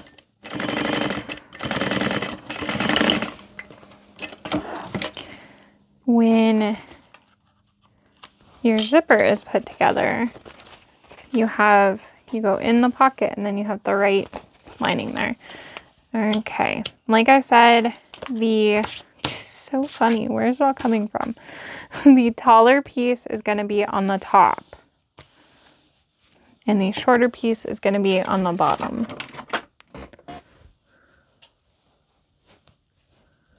And then we're going to put some tape down.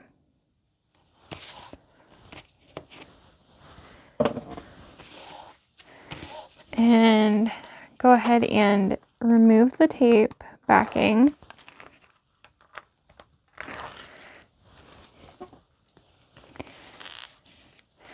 And I find it helps if you stand up.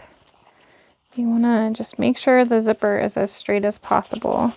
And then you're going to lay this on top. I like to check that my overlay edges are within the edges of the lining, but you want to center your zipper and just really make sure everything is lining up as best as possible. Now you have two options with the zipper. You could go ahead and just start sewing right now and stitch around about like here and then put the zipper pull on, or you can put the zipper pull on right now and move it to like right here. I'm gonna go against my odds right now and not put the zipper pull on yet, but I'm gonna start about here, leaving this space here to get that pull on. I'm leaving my thread tails, I'm not back stitching. Okay, and then as you go, you might notice you need to adjust it a little bit.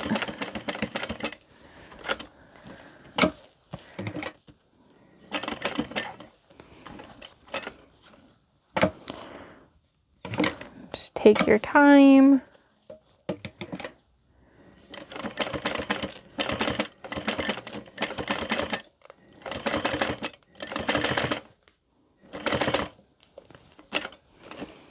Okay, I want to pull my thread back right now and knot it, and then I'm going to get that zipper pull on.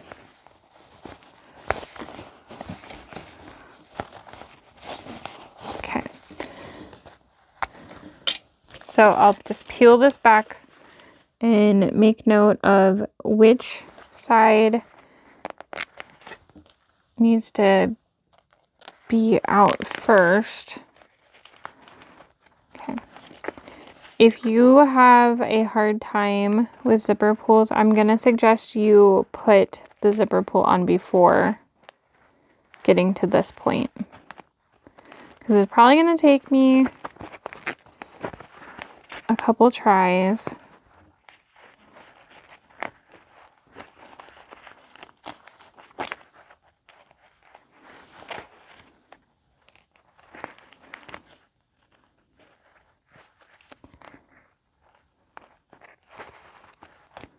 Got it. All right, so then you just push the pole in there, lift your presser foot, make sure the needle's down, and pull the zipper all the way. And now you can take and adjust right here and make sure everything is where it needs to be. And then we can go ahead and finish the box. And we never had to stitch near the zipper pull. And that helps keep the zipper as straight as possible too. Mine looks a little bit wavy, but it's really hard to make it like absolutely perfect. Give yourself some grace. Yeah, Brittany. All right. So we're gonna go ahead and finish this. And then if your thread tails are sticking up a little, you can just go ahead and seal that. Okay. Now we're going to fold down the top lining, and it should match up or be really close. So I'm going to fold down. I'm clipping these sides, and then I'm also going to take and fold up right here. So doing these two sizes, I didn't have to trim this, which I really like. But you're going to flip this back over, fold this out of the way, and then you're just going to stitch the sides closed. We have this fold at the bottom, and we're leaving the bottom open so that we can finish the bag through that. We aren't gonna birth the bag through it. I like leaving a nice opening in the bottom of the gusset, and then we will close that through this pocket and then close the pocket. Okay, so you can take the clips off and then flip the lining like so, and just kind of give it a press. Okay, there we go. We're ready to assemble the lining. All right, I'm going to do the side without the zipper pocket first because this is the side I want to leave a big opening in the bottom. And I find I remember better if I start with that, and if by some chance I forget to do it, well, then I have a second chance.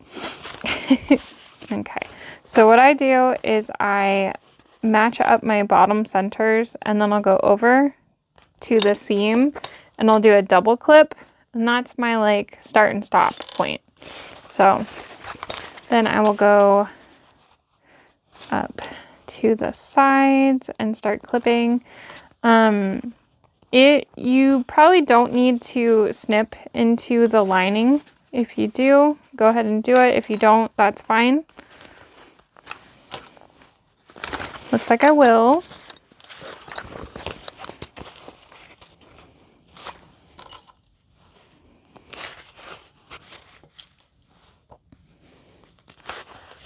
I found it kind of depends on your materials sometimes too.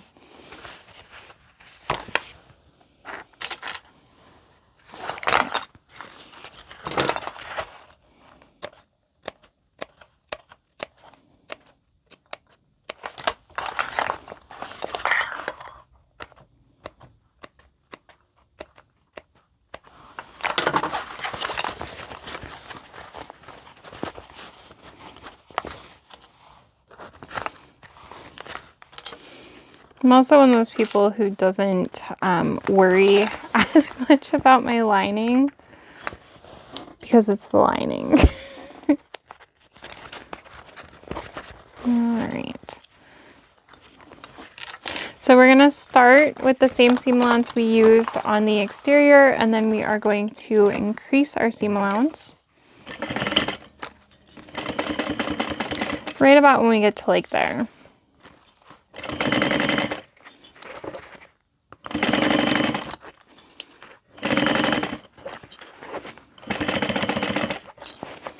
And basically, I am just getting these curves sewn. Also, you can fold this seam open. I'm just getting past the curves and stitching down the gusset seam.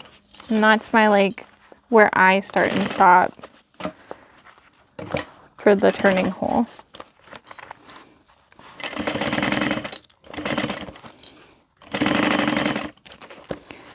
And then once you get back up closer to the top, you're going to go back to the exterior seam allowance. I'm going to go ahead and trim my threads. I'm going to make a notch just like I did on the exterior, and then I'm going to trim down my seam allowance until I get to the bottom.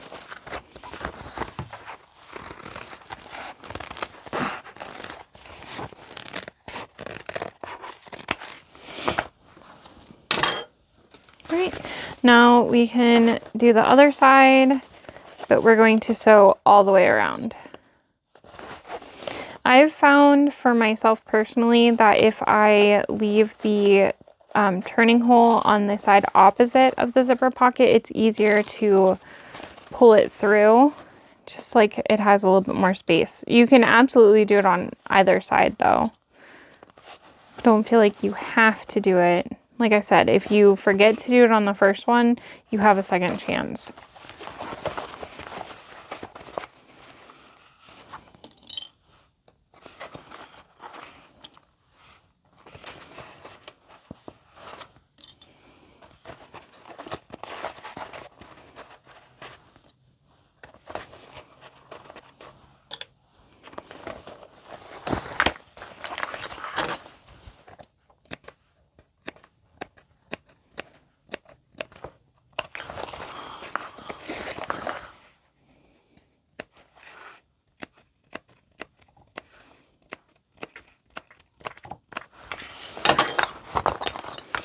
We are so close to being done.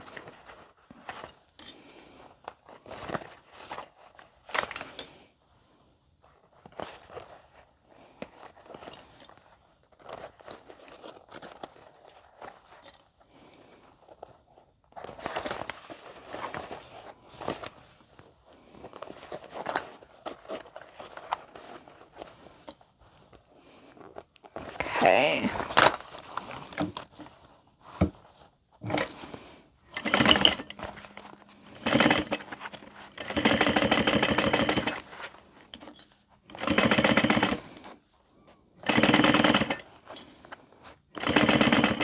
Oh, I forgot to take my seam allowance in.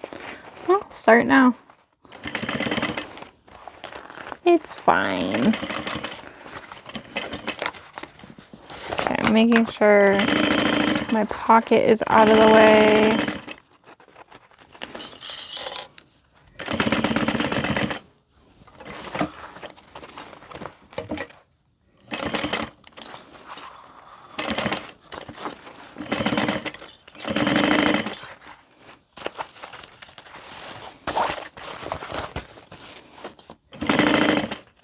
And then going back to my regular seam allowance.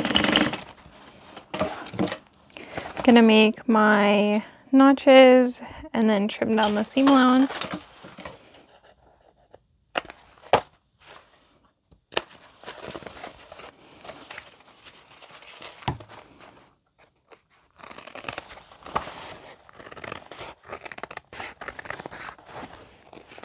but I'm not going to trim the seam of the gusset.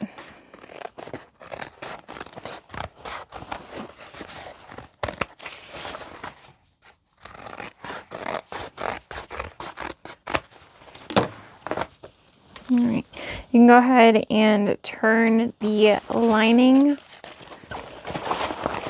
right side out.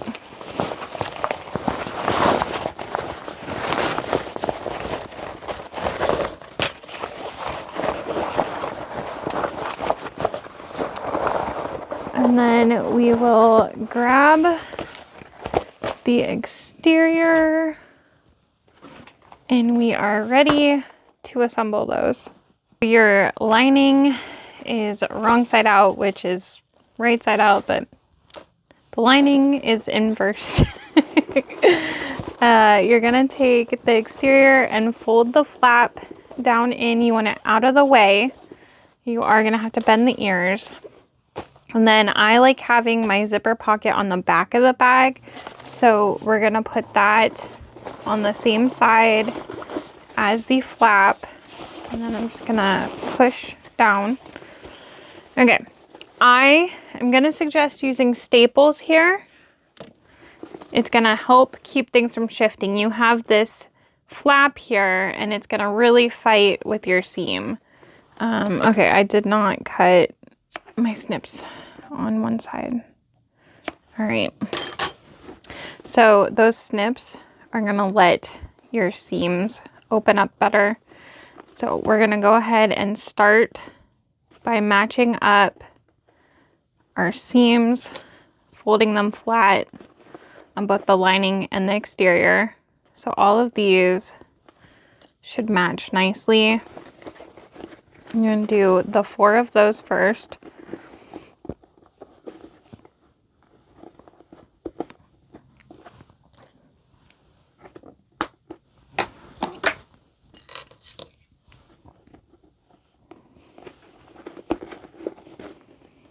If it doesn't match up 100%, just do your best. This one's off just the tiniest bit. Okay, and then I like to give a tug and line up from there. And then on the other side, same thing. But like I said, you've got that flap and it's really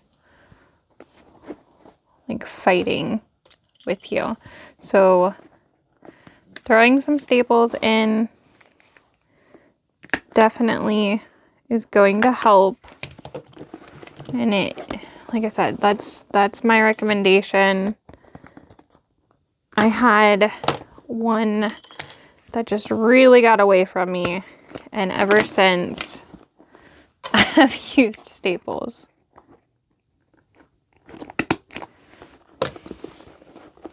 Now also, if you have a cylinder arm like I do, sewing this and the final top stitch on that is my preference. So I am going to switch to my cylinder arm, but I'm gonna leave a couple of staples in here with the clips. All right, so we are going to top stitch. No, top. It is like it's not a top stitch. We're gonna stitch these together. Like I said, I'm gonna switch to my cylinder arm. It is completely finishable on the flatbed, but I like to use my cylinder arm. All right, so I will meet you over there. All set up and ready to sew. We are gonna go ahead and get this moving.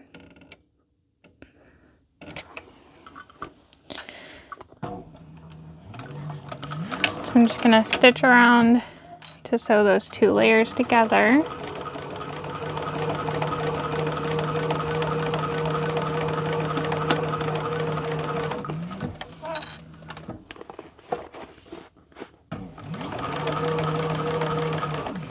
I did start on the front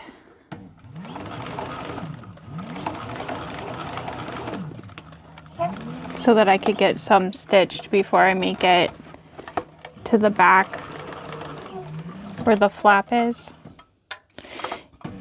So you'd be sewing from the inside if you don't have a cylinder arm. And like I said, that flap is just there fighting you, so you want to take your time. And those staples definitely help.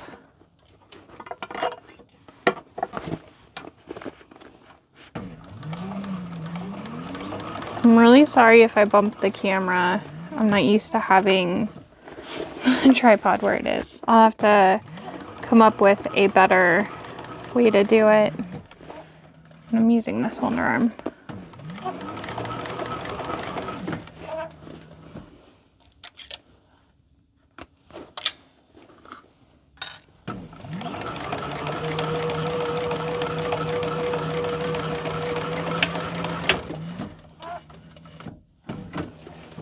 Okay, now you'll want to remove the staples. So I'm going to go ahead and do that real quick. And then we're going to birth the bag through the hole in the bottom lining. I have my bag turned and birthed. So what you're going to do next is you can start to drop the lining in some, but truly we have to finish it still, so you don't have to worry about making it pretty yet. You're going to reach into that zipper pocket and pull that inside out, and then you're going to grab your lining and pull through the zipper pocket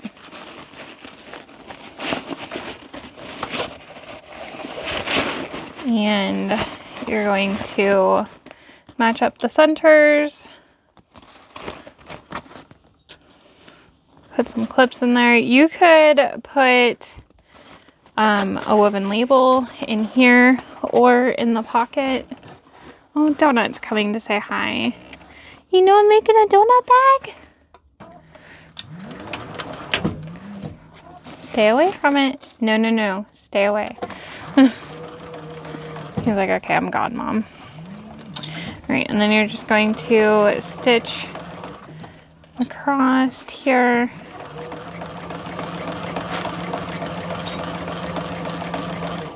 I think the cylinder arm is scaring Donut. Okay.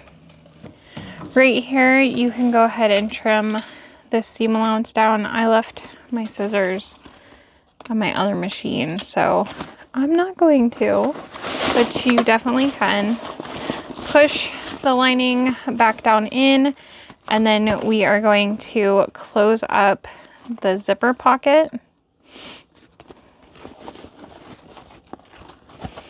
So you just want to pull down.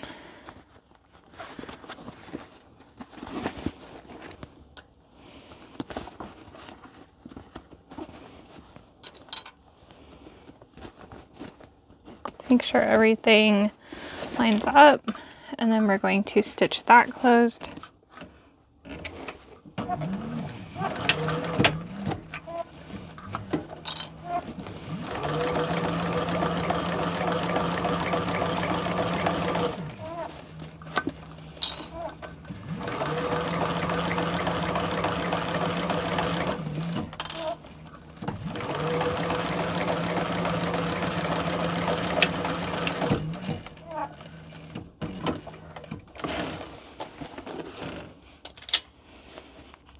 Sometimes people ask me when I use the cylinder arm what this is, and the previous owner had a wooden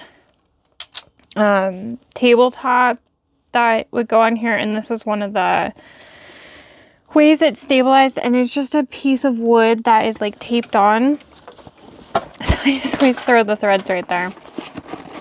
It's nothing special. But you're going to take and poke in that zipper pocket. Sorry if you can't see everything. I'm just taking and pushing those corners in. All right, you can close the zipper now. And now we are going to fold down our seam at the top. And I like to roll the seam with my fingers.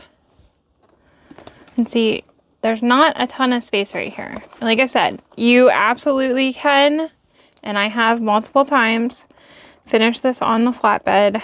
But if you have a cylinder arm, it is easier. So why not make it harder? Okay.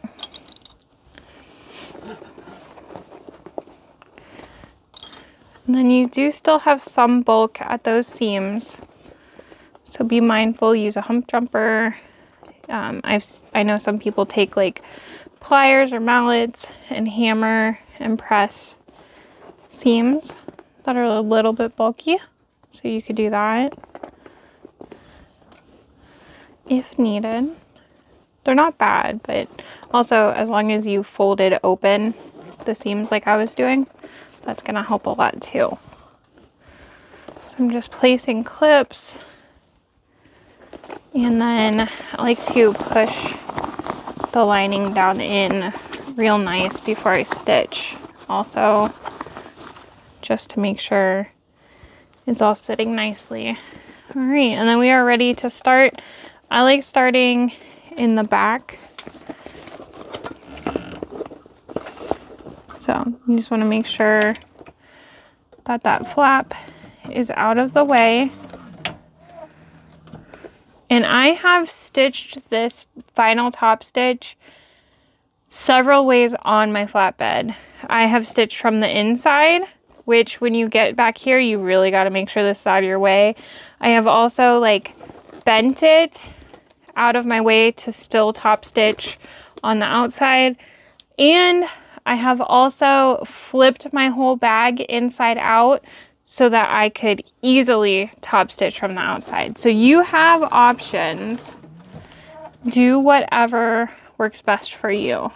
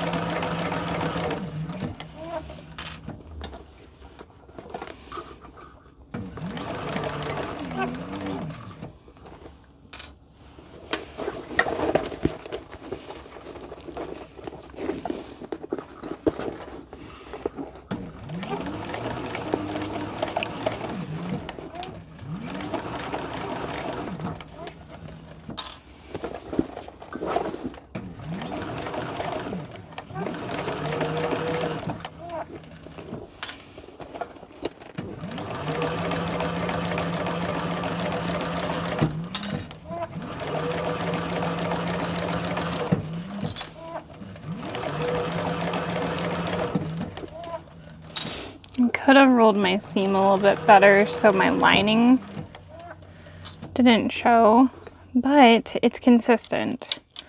So that's what really matters. All right, I'm going to trim my starting threads.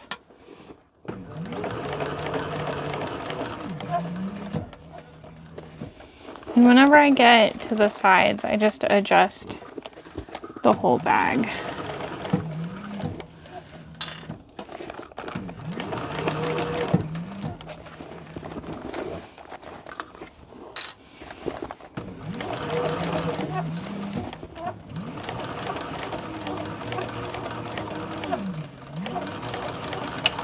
And then when you get back to the start, back stitch,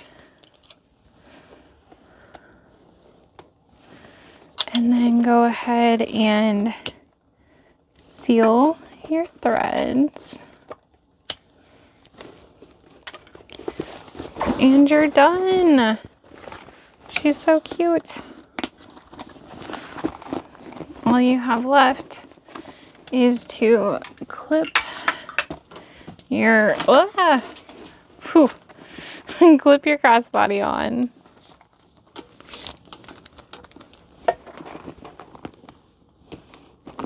Well, I hope you enjoyed my tutorial for the Gabriella handbag, and I hope you enjoyed the pattern as well. Remember, you do not have to put the cat features on, so you can kind of create your own adventure with what you want to add. If you haven't already subscribed, I would absolutely love if you did. I hope you have a great day. Bye.